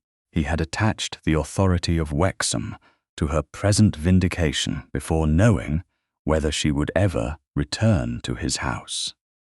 "My remaining cannot be the reward for your better conduct," she said. "It isn't. The correction remains even if the old case is never proved. It remains. Kit is not used to persuade me. He won't be. And Lady Marjorie receives no private bargain afterward, whatever the next evidence shows." Henry held her gaze. "She won't." Florence folded the papers. "Mr. Pritchard proposed a route reconstruction this afternoon. I told him you would set the conditions. Kit does not attend." "Agreed. The chapel clock remains under the sexton and churchwardens. The estate clocks are handled only after their seals are inspected. The magistrate's clerk records the interval. You do not choose the order of witness answers." "Agreed. Then I will participate." By 3 o'clock, the witnesses had assembled at the stable yard.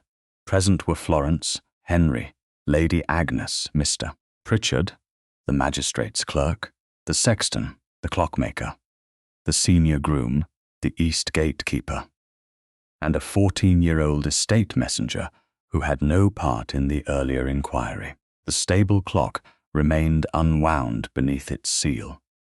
The clerk compared his watch to the chapel clock and called the quarter as the bell sounded. 3:15. The senior groom pointed to the mounting block. Lord Linton stood there with the copper top when the quarter began. At Florence's request, the estate messenger started toward East Gate at an ordinary walking pace. No one told him to hurry. Henry remained beside the clerk rather than riding ahead. Florence travelled with Lady Agnes in the carriage, keeping the messenger in view without directing him. 5 minutes later, he reached the point on the lower road where the gatekeeper had first seen Florence. The gatekeeper raised one hand. There, that is where she came into view. The clerk called the time, 3:20. No one repeated the entire argument from the tithe barn. The record already established that the stable clock had displayed 3:33 at true 3:15, and the gate clock 3:2 at true 3:20. The only new fact required was the ordinary 5-minute interval between the two places. Henry looked toward Florence. Then the distance itself agrees with the bell. Yes. The clockmaker inspected the seals on both mechanisms. Each remained intact. Under witness, he opened the cases, removed the mechanisms, and placed them in padded wooden boxes. The clerk sealed each box, signed across the paper strips, and received them into his keeping for transport to the magistrate's evidence room. The clock faces would not be reset until proceedings ended. When the witnesses began to disperse, Florence stood beneath the stable arch and tugged at the edge of her glove. The leather tightened across her injured wrist.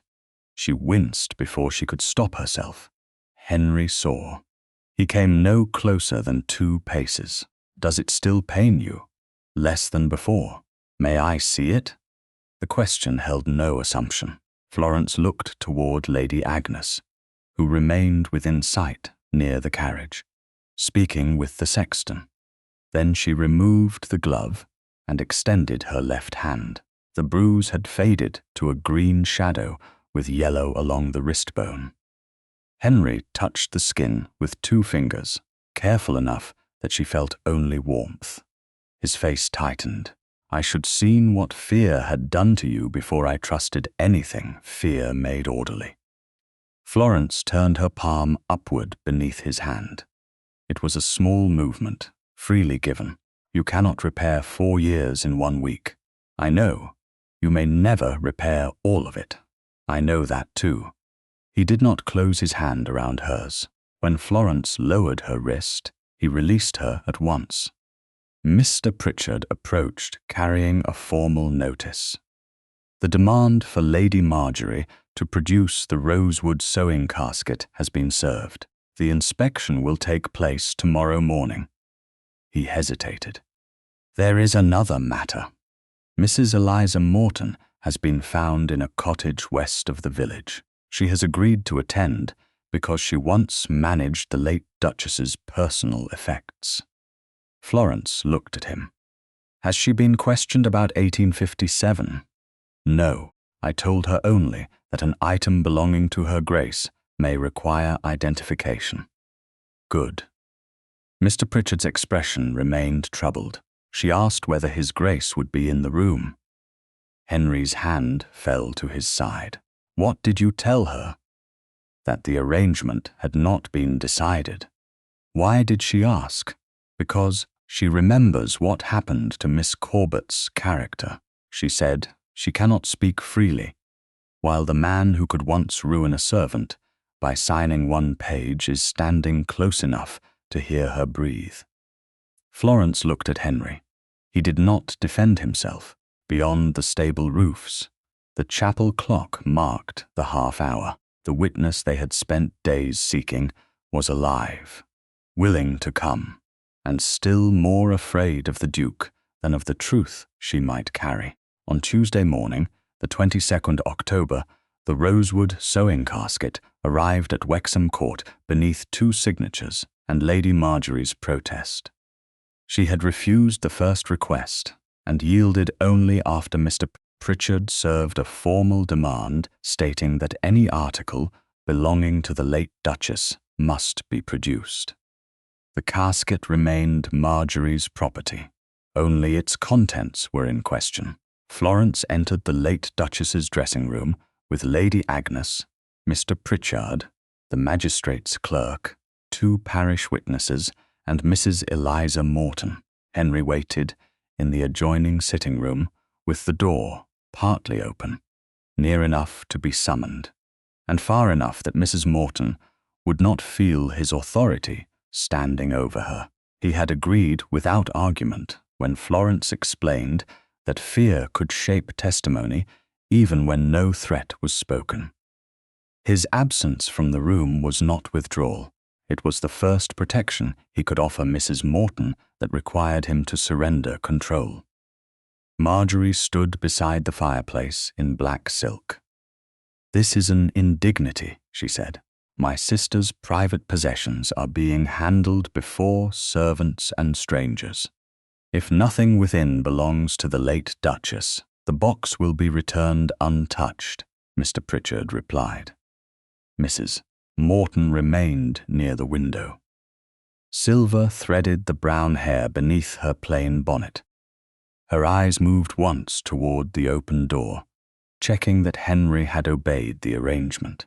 The clerk examined the brass bird clasp and asked Marjorie whether she wished to open it herself. It was never locked. He lifted the clasp. The upper tray held thread, needles, scissors, and 2 unfinished pieces of embroidery. Beneath it lay folded mourning silk. The clerk drew the fabric aside. A small blue enamel watch rested beneath it. Tiny white flowers circled the case. A pearl-set stem rose from the top. One edge had clouded where water had entered beneath the enamel. Mrs. Morton whispered, "That's Her Grace's watch." Marjorie turned toward her. "You can't know that after 4 years. I wound it every morning for 6 years. There's a shallow scratch beneath the lower flower. Lord Linton made it when he was 2. The clerk angled the watch toward the light. The scratch was there. He read the hands aloud. 7:18.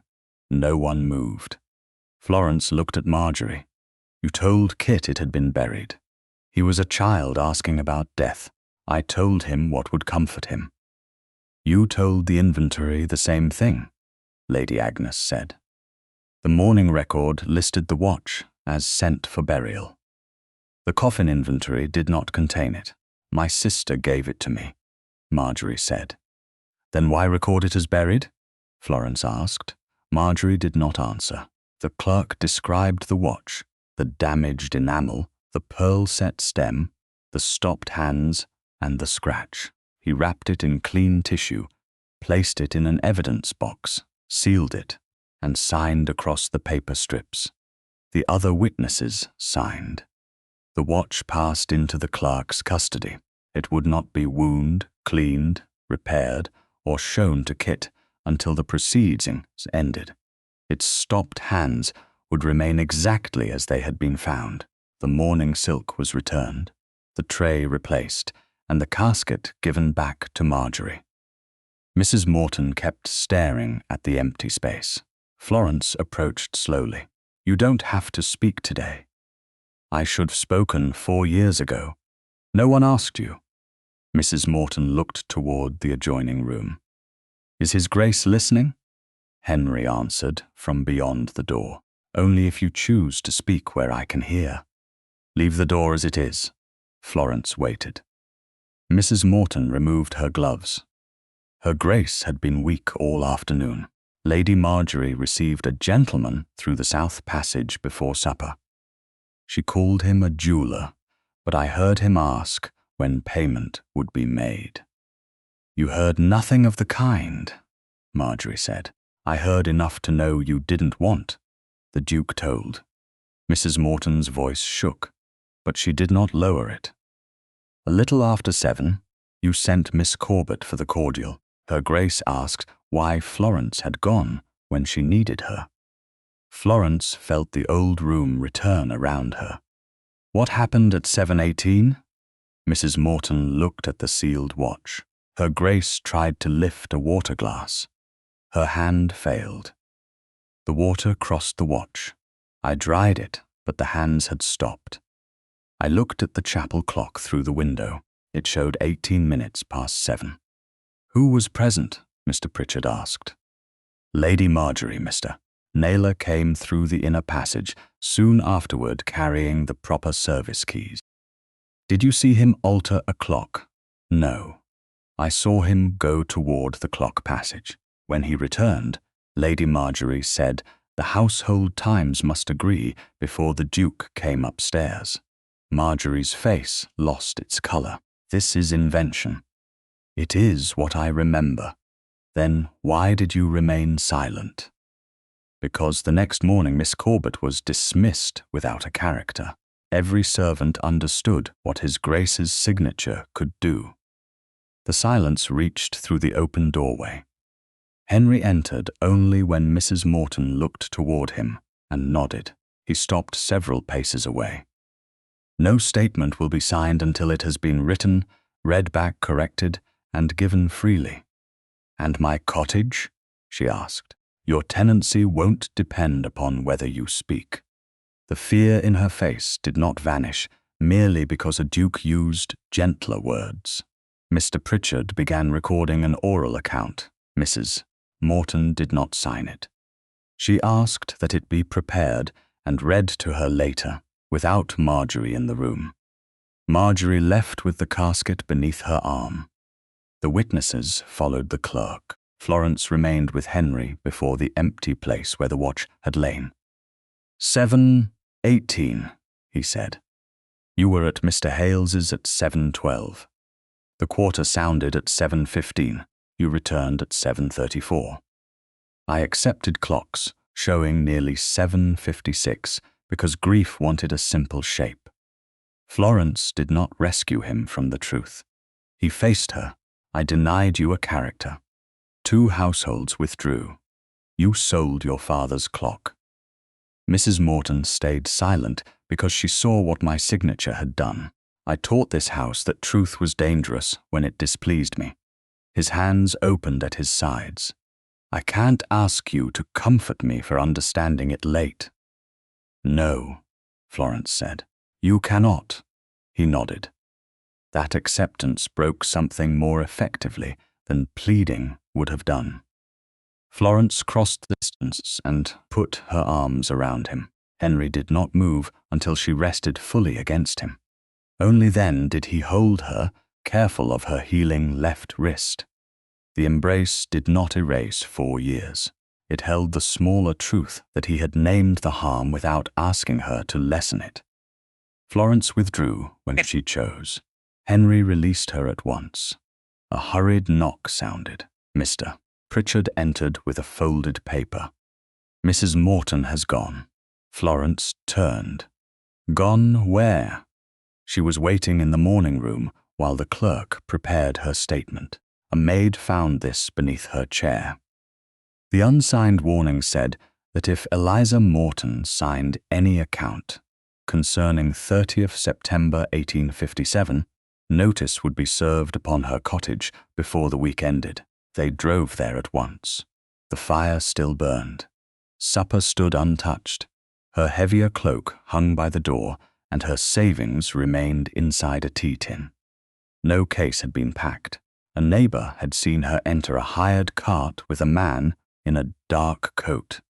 The cart had turned west toward the turnpike less than 20 minutes earlier.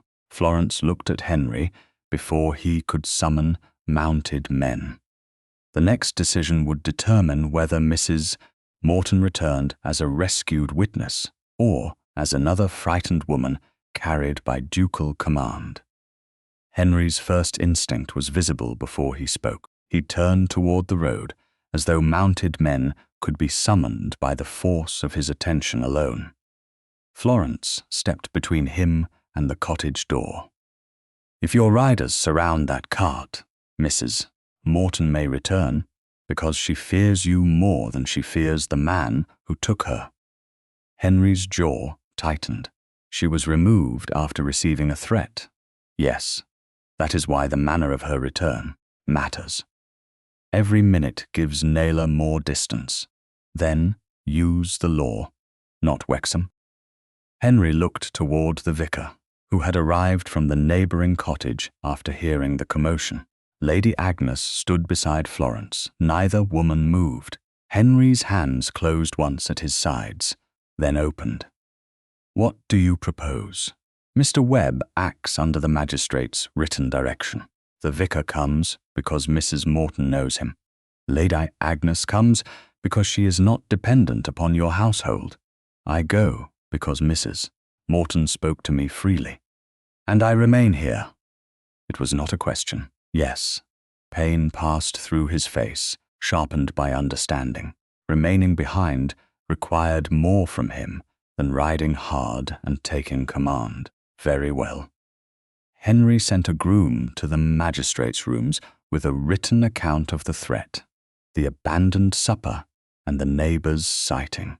He ordered no one to touch the cottage or remove the unsigned warning. Mr. Pritchard remained to preserve both. Within a quarter hour, Mr. Webb arrived, carrying the magistrate's direction to stop the hired cart and determine whether its passenger travelled willingly. Florence, Lady Agnes, the vicar, and the constable took the light carriage west. Henry stood beside the gate as they departed. He did not tell Florence to be careful. He did not make restraint another form of command. The West Turnpike ran between low fields and a belt of autumn woods. The road was damp but passable. They overtook a farm wagon, then a carrier's cart. Beyond the next rise, Florence saw a hired vehicle standing near the toll bar. Mr. Webb had signalled the keeper ahead by sending a mounted boy along the shorter lane. The cart driver held the reins too tightly. A man in a dark coat sat beside him, but the passenger compartment was closed. Mr. Webb stepped down before anyone else. I have authority to ask whether every passenger travels by choice. The dark-coated man began to protest. This is a private arrangement. Then the lady may say so herself. She is unwell. Florence recognized the voice. It belonged to one of Naylor's occasional clerks, a man who copied estate memoranda and seldom entered the main rooms at Wexham. Mr. Webb opened the carriage door but did not reach inside. Mrs. Morton sat rigid against the corner, her bonnet strings loose, and both hands clenched around a small reticule. Her face changed when she saw Florence. Relief came first. Fear followed immediately. Mrs. Morton. Mr. Webb said, "Are you travelling by your own wish?" The clerk answered for her. She agreed to leave Kent. "I did not ask you." Mr. Webb kept his eyes upon her. "No one here will compel you to stay or go. Do you wish to continue in this cart?" Mrs. Morton looked past him at the vicar, then at Lady Agnes. Mr. Naylor said, "Notice would be served on my cottage before nightfall." He said, "My son would lose his place in the maltings if I signed anything." "Did you choose this journey?" Florence asked. Mrs. Morton's mouth trembled. "I chose not to see my son turned into the road." "That is not the same answer." Florence remained outside the cart. She did not hold out her hand. "Your tenancy cannot be ended by a threat scribbled beneath a chair. Any lawful notice must follow its terms. Your son's employment is not controlled by my testimony, and I will not promise him a Wexham post in exchange for yours. What happens to your statement must remain your decision. Can the Duke guarantee my cottage?" "No," Florence said. "He can order his own estate not to punish you unlawfully. He cannot purchase your truth with permanent shelter, and neither can I." Mrs. Morton searched her face. "If I come back, must I sign?" "No." "May I read every word?" "Yes." "May I cross out what is wrong?" "Every word." The woman drew a breath that seemed to come from years earlier. Then she moved to the edge of the seat. "I want to get down." Mr. Webb stepped aside. Mrs. Morton descended without being touched. The clerk beside the driver swore beneath his breath. Mr. Webb informed him that both he and the driver would be required to give their names and account for who had hired the cart. No arrest was made at the turnpike. No crowd gathered. Mrs. Morton entered Lady Agnes's carriage by her own choice and sat beside Florence on the return journey. Only when the turnpike had vanished behind them did she open her reticule. Inside lay the unsigned tenancy warning and a second folded paper. "Mr. Naylor gave me this," she said. It contained directions to a lodging outside Maidstone and money for 3 nights. He said I was to remain there until Sunday had passed. "Did he say who ordered it?" Lady Agnes asked. Mrs. Morton looked down. "He said Lady Marjorie would see that my son was protected if I obeyed." The return to Wexham did not end with a triumphant entrance. Henry waited inside the magistrate's rooms because Florence had asked him not to stand where Mrs. Morton must pass beneath his gaze. The woman rested first, ate, and spoke privately with the vicar.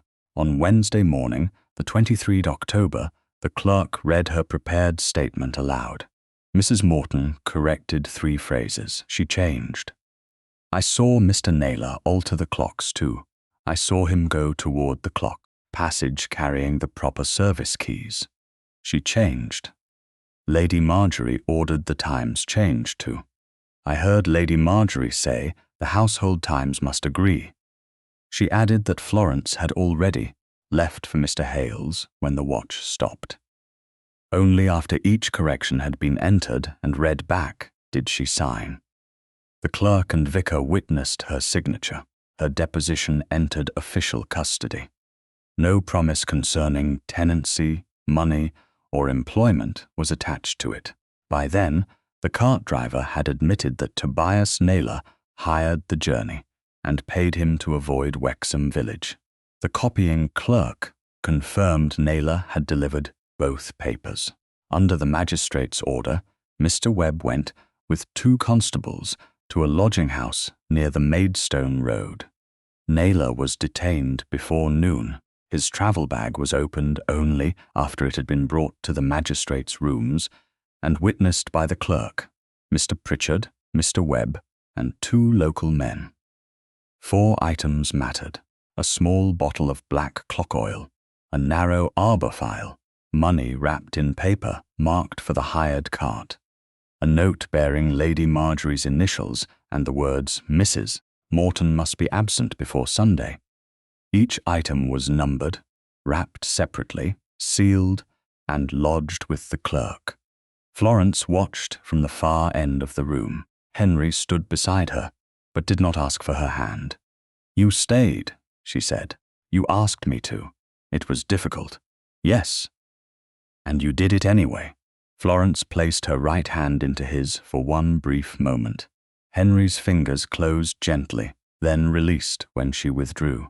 Across the room, Naylor saw the sealed note and the oil bottle. His composure broke not with terror, but with calculation. "Lady Marjorie's solicitor has refused to advise me," he said. "She intends to say I acted alone." The magistrate regarded him without sympathy. "Do you wish to make a statement?"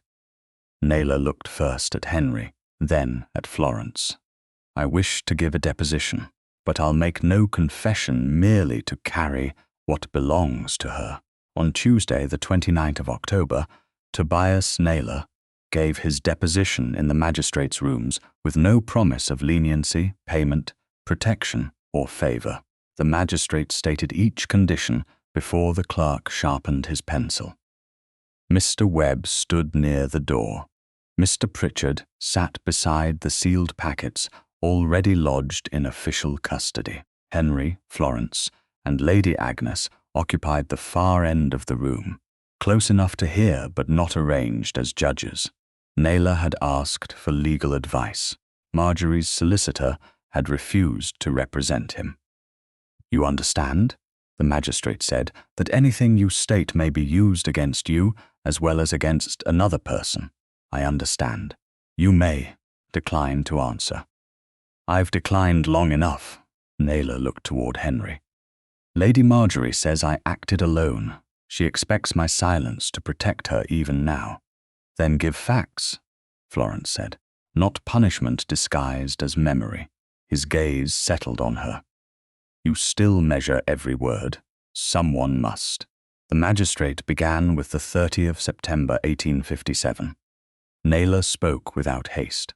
Lady Marjorie had received a London creditor's agent through the south garden door at 6:40. Her debts were private, but the man threatened to approach Henry if payment was not arranged. When the late Duchess weakened, Marjorie feared Henry would learn. She had left her sister during the final crisis to bargain over money. She sent Miss Corbett for the cordial, Naylor said, not because no one else could go, because Miss Corbett's absence could be made useful. Florence's right hand remained still upon her lap. Her healed wrist no longer carried Naylor's bruises, but the memory of his grip returned with every quiet sentence. "What happened after the watch stopped?" the magistrate asked. "Mrs." Morton said. "The blue watch had stopped at 7:18. Lady Marjorie told me the household Times must place Miss Corbett away before the collapse.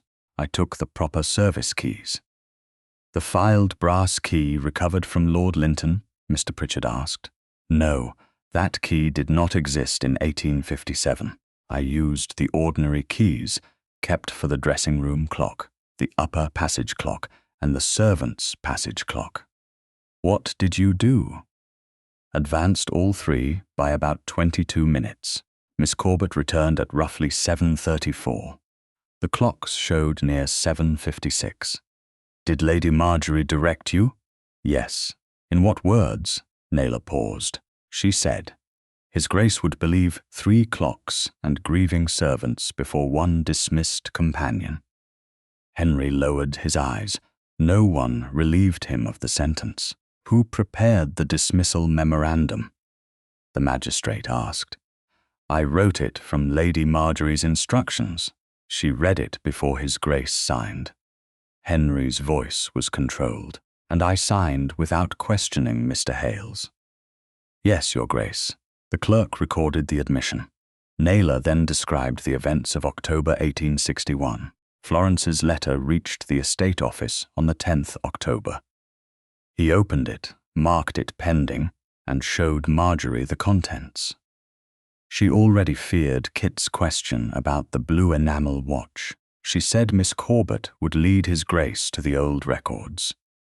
Naylor explained. The watch, the daybook, and Mrs. Morton could destroy the first account.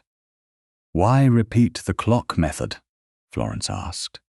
"Because it had worked." The words entered the room without force, yet Henry flinched as though struck. Naylor continued. He had filed a new brass key to fit the stable and east gate mechanisms.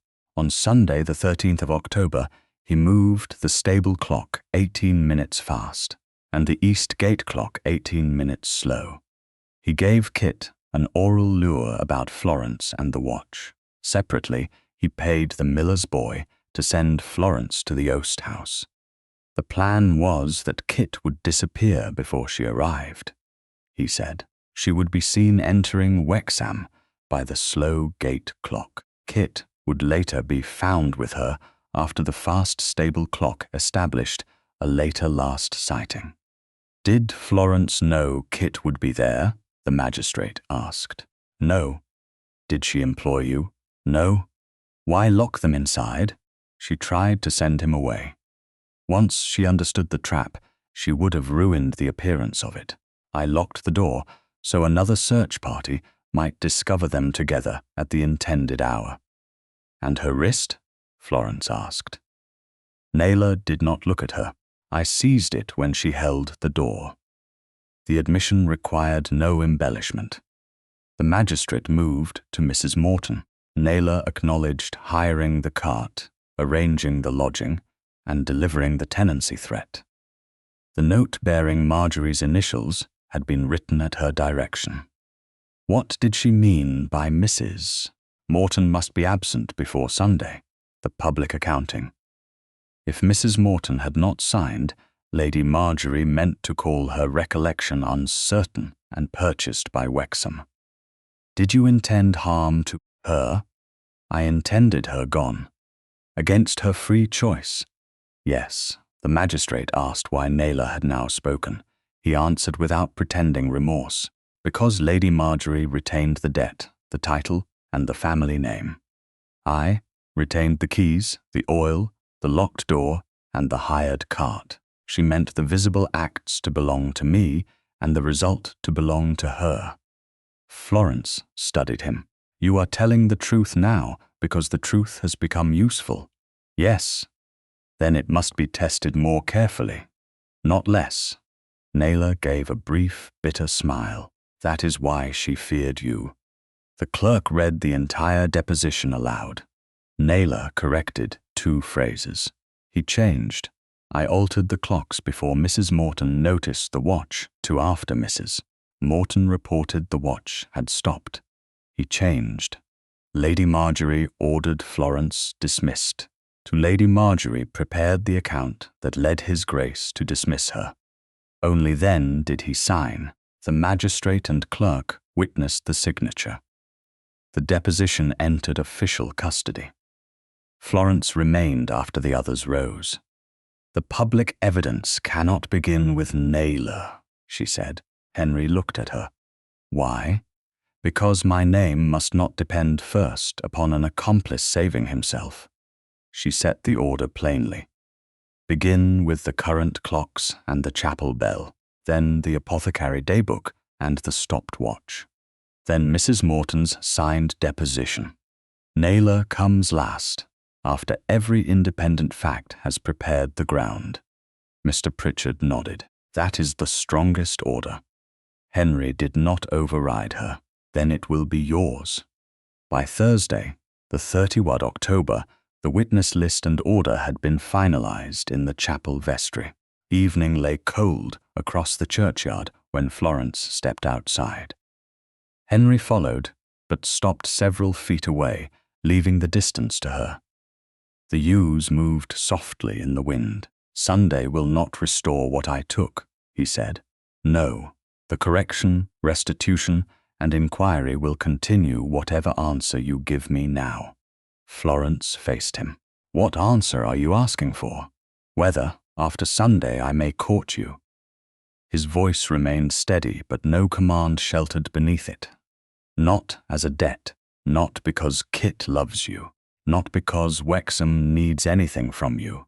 I am asking because I want the right to know you in a life where you may refuse me. Florence searched his face. And if I do refuse, justice remains. Your character remains corrected. Your restitution remains separate. Kit will never be sent to plead for me. You understand that trust may still fail. Yes, and that affection does not erase. What happened? Yes, she stepped closer and lifted her right hand to his face. Henry did not move into the touch. He waited. You may kiss me, Florence said. I'm choosing this. His breath caught. You're certain? Yes. Henry bent toward her slowly enough that she could withdraw. She did not. His mouth met hers with restrained tenderness, neither claiming nor hurried. When he stepped back, Florence kept her hand against his cheek. Then she drew him toward her and kissed him again by her own choice. The second kiss was warmer, but still gentle. When they parted, Henry rested his forehead briefly against hers without closing his arms around her. After Sunday, he said. After Sunday, Florence agreed. Behind them, the chapel clock marked the true hour. Ahead of them waited the public truth. Neither love nor rank would be permitted to replace. On Sunday, the 3rd November, Wexham Chapel filled before the first prayer. County subscribers occupied the front pews. Senior servants sat behind them with tenants, tradesmen, and parish witnesses. The east gatekeeper and the senior groom sat apart from one another, each carrying the discomfort of a truthful observation once made useful by dishonest clocks. Mrs.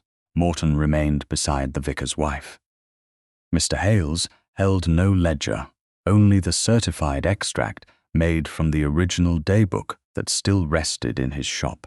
The magistrate's clerk placed 3 locked cases upon a table below the pulpit. Kit was not present. He remained at Wexham Court with his nurse and Lady Agnes's companion. safely beyond the reach of another public examination. Florence stood beside Lady Agnes near the aisle. Her left wrist had healed. She wore no borrowed ornament and no colour chosen to invite pity. Lady Marjorie sat alone in the Hargreaves' pew, dressed in black, so severe that mourning itself seemed to have become a defence. The vicar finished the prayer and faced the congregation. What follows is not a criminal trial. No verdict will be delivered here. This gathering has been called so that a public accusation made within this parish may receive a public correction, and so that the household whose authority spread that accusation may account for its own actions. Henry rose before any document was opened. He did not stand in the ducal pew. He walked to the centre aisle and turned until the county families, servants and tenants could all see him. 4 years ago, he said, I dismissed Miss Florence Corbett from Wexham Court after my wife's death. I did not ask Mr. Hales whether she had been sent for medicine. I did not ask why Lady Marjorie had sent her. I accepted household clocks without asking whether they were true. I denied Miss Corbett a character, knowing my name would follow her into every respectable house where she sought employment. No movement disturbed the chapel. Henry continued.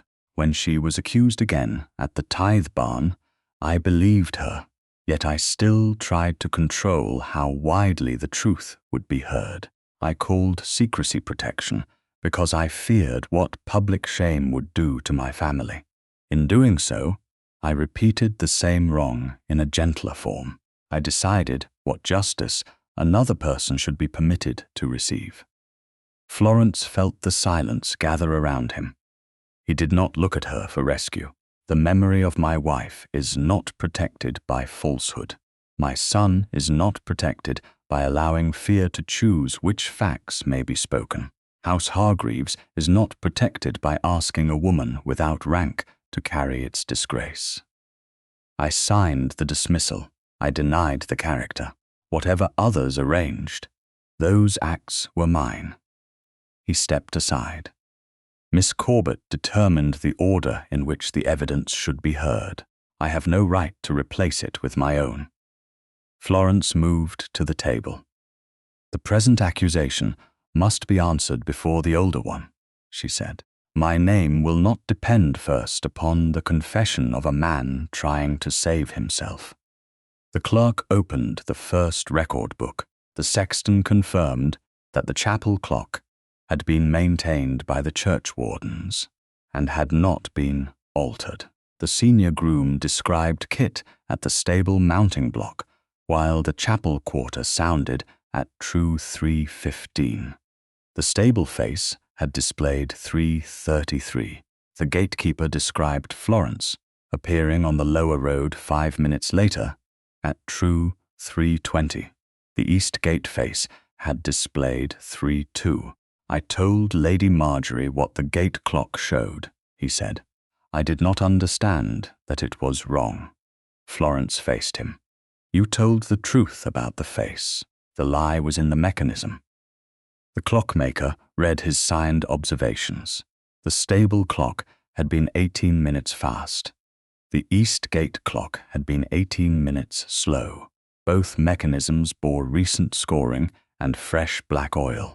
The clerk showed the unbroken seal upon the filed brass key, opened the packet before the witnesses, and produced it still wrapped in Henry's original handkerchief. Its narrowed shoulders matched the recorded dimensions of both mechanisms. The key establishes that one filed implement could operate them, Florence said. It does not establish who held it merely by its shape.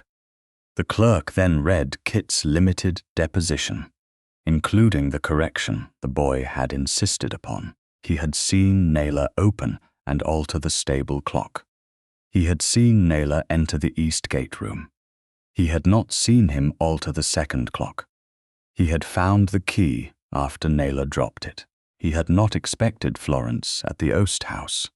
and Florence had not expected him.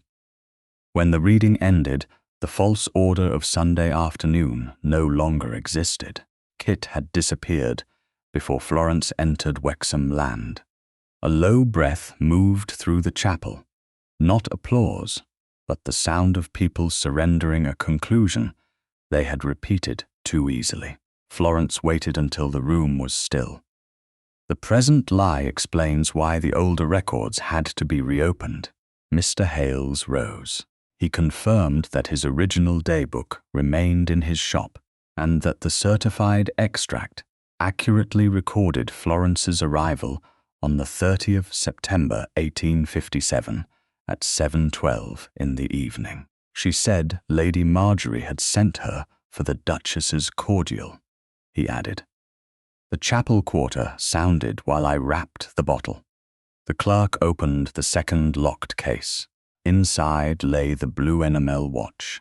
Its tiny white flowers were clouded along one edge. Its hands remained stopped at 7:18. Mrs. Morton's signed deposition was read aloud. She had seen water cross the watch. She had heard Marjorie say, "The household times must agree." She had seen Naylor take the proper service keys toward the clock passage. She had not seen him move the hands, and her correction made that limit plain. The visitor's book entry followed. At 6:40, a London gentleman had entered by the south garden door on private business for Lady Marjorie. No jeweller's invoice existed. Florence faced the congregation. I left Wexham at approximately 7:02. Mr. Hales recorded me at 7:12. The chapel quarter sounded at 7:15. The watch stopped at 7:18. I returned at approximately 7:34. The household clocks displayed nearly 7:56. Their faces did not record my absence. They manufactured it. Lady Marjorie rose. The watch proves only that my sister's watch stopped. Yes, Florence said. The daybook proves where I was. Mrs. Morton proves what she heard and saw. The clocks prove the false times. No single object must carry what the others establish together. The clerk opened the final documentary packet and produced Florence's original request, sealed since its discovery in Naylor's drawer. The copy Marjorie had used at the tithe barn could no longer be mistaken for the official document. Then the clerk read the essential portions of Naylor's deposition. In 1857, he had used proper service keys after the watch stopped. In 1861, he had filed a new brass key. He had intercepted Florence's request, given Kit and Florence separate lures, locked them inside the oast-house, arranged the false clock order, threatened Mrs. Morton's tenancy, and hired the cart meant to remove her until Sunday had passed. His reason for repeating the method was read without emphasis, because it worked the first time. Marjorie's composure broke. "I met a creditor's agent," she said. "I did not know my sister would die that night. I only needed time to prevent a private debt from humiliating the family." "So you humiliated Florence instead," Lady Agnes said. Marjorie turned toward Henry. "You signed the dismissal." "I did," he replied, "and I have answered for that before everyone my name harmed. Your part does not reduce mine. Mine does not erase yours." "Naylor committed the acts, at your direction," the magistrate said. He stood, holding no theatrical document and offering no verdict. "Formal examinations have been completed outside this chapel. Mr. Tobias Naylor will remain in custody and be committed for trial upon charges arising from conspiracy, unlawful confinement, and efforts to deter a witness. Lady Marjorie Stroud is directed to appear under the orders already prepared concerning conspiracy to procure unlawful confinement and the intimidation of Mrs. Morton. Mr. Webb will execute those orders after the service. These matters will proceed before the proper court." Marjorie sank back into the pew. No one applauded. Henry announced that she no longer possessed access to Kit, authority over Wexham servants, or influence in household decisions.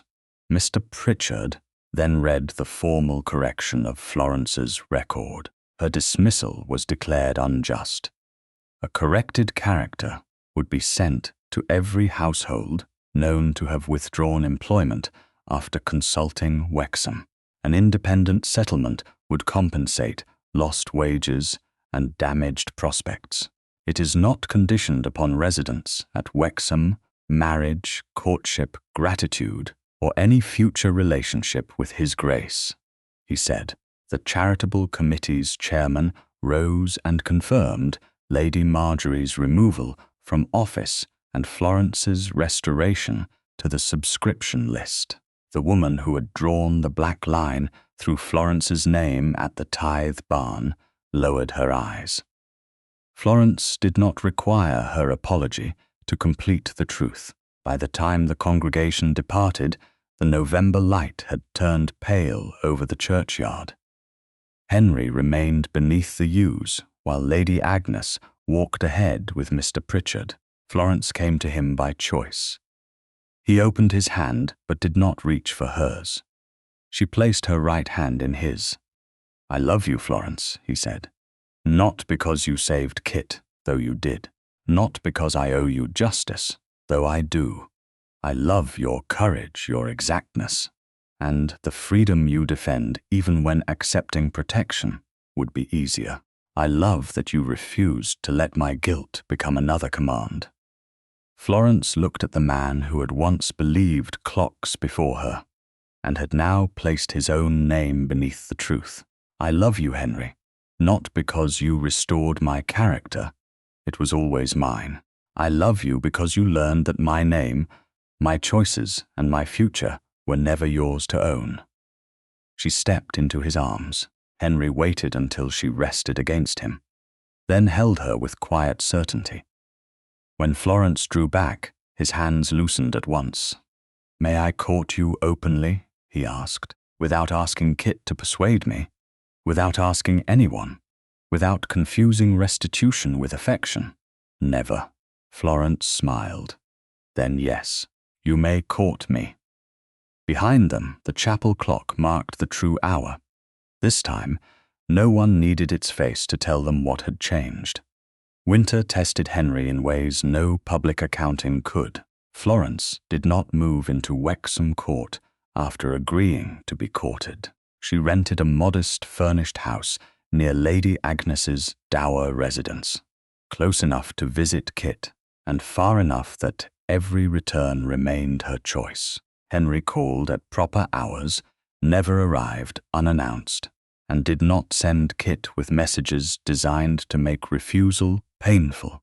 When Florence declined an invitation, Henry accepted the answer without asking whether she was angry. When she accepted, he did not treat the decision as proof that the past had vanished. Their first disagreement came before November ended.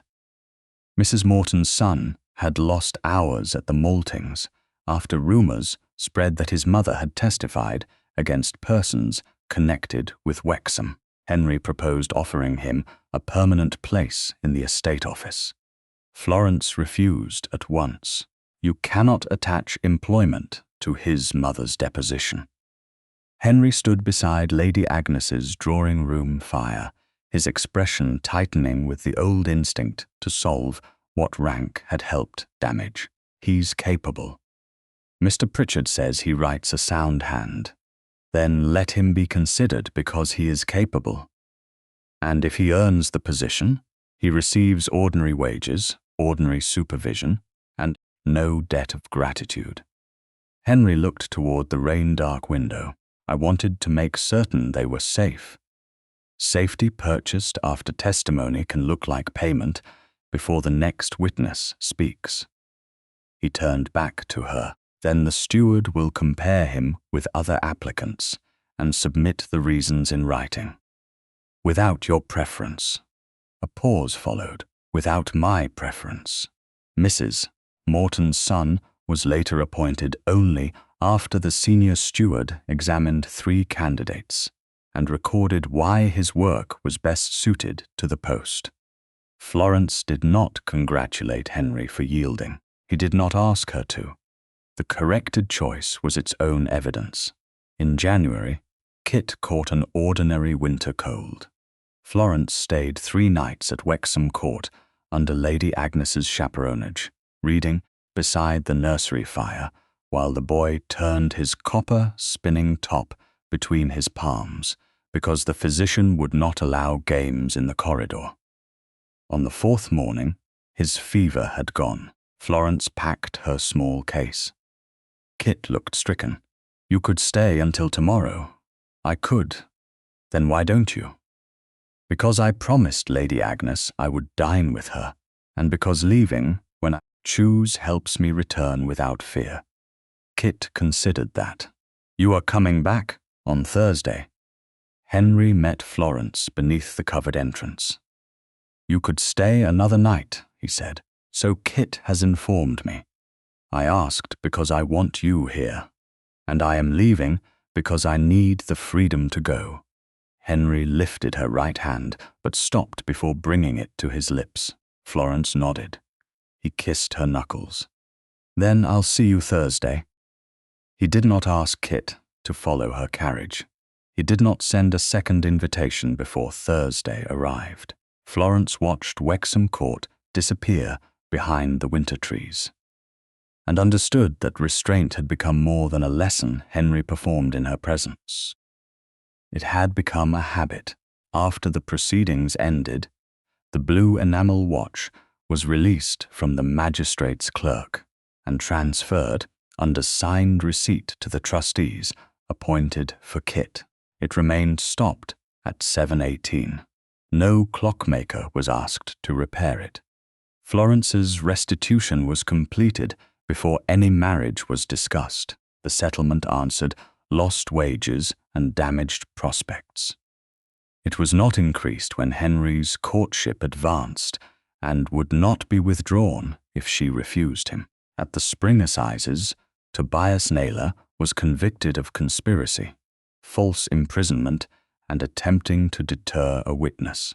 Lady Marjorie Stroud was convicted of conspiracy to procure the unlawful confinement and of attempting to prevent Mrs. Morton's testimony.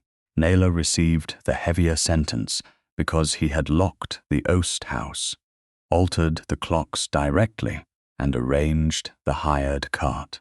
Marjorie received a term of imprisonment, a substantial fine, and an order of restitution drawn from her family settlement. Her rank spared her neither judgment nor consequence.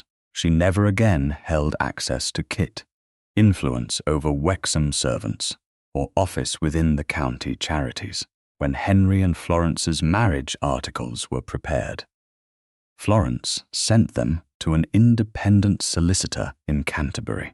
The final document protected her income, any property later inherited through her family, and her right to maintain a separate residence should she ever require one.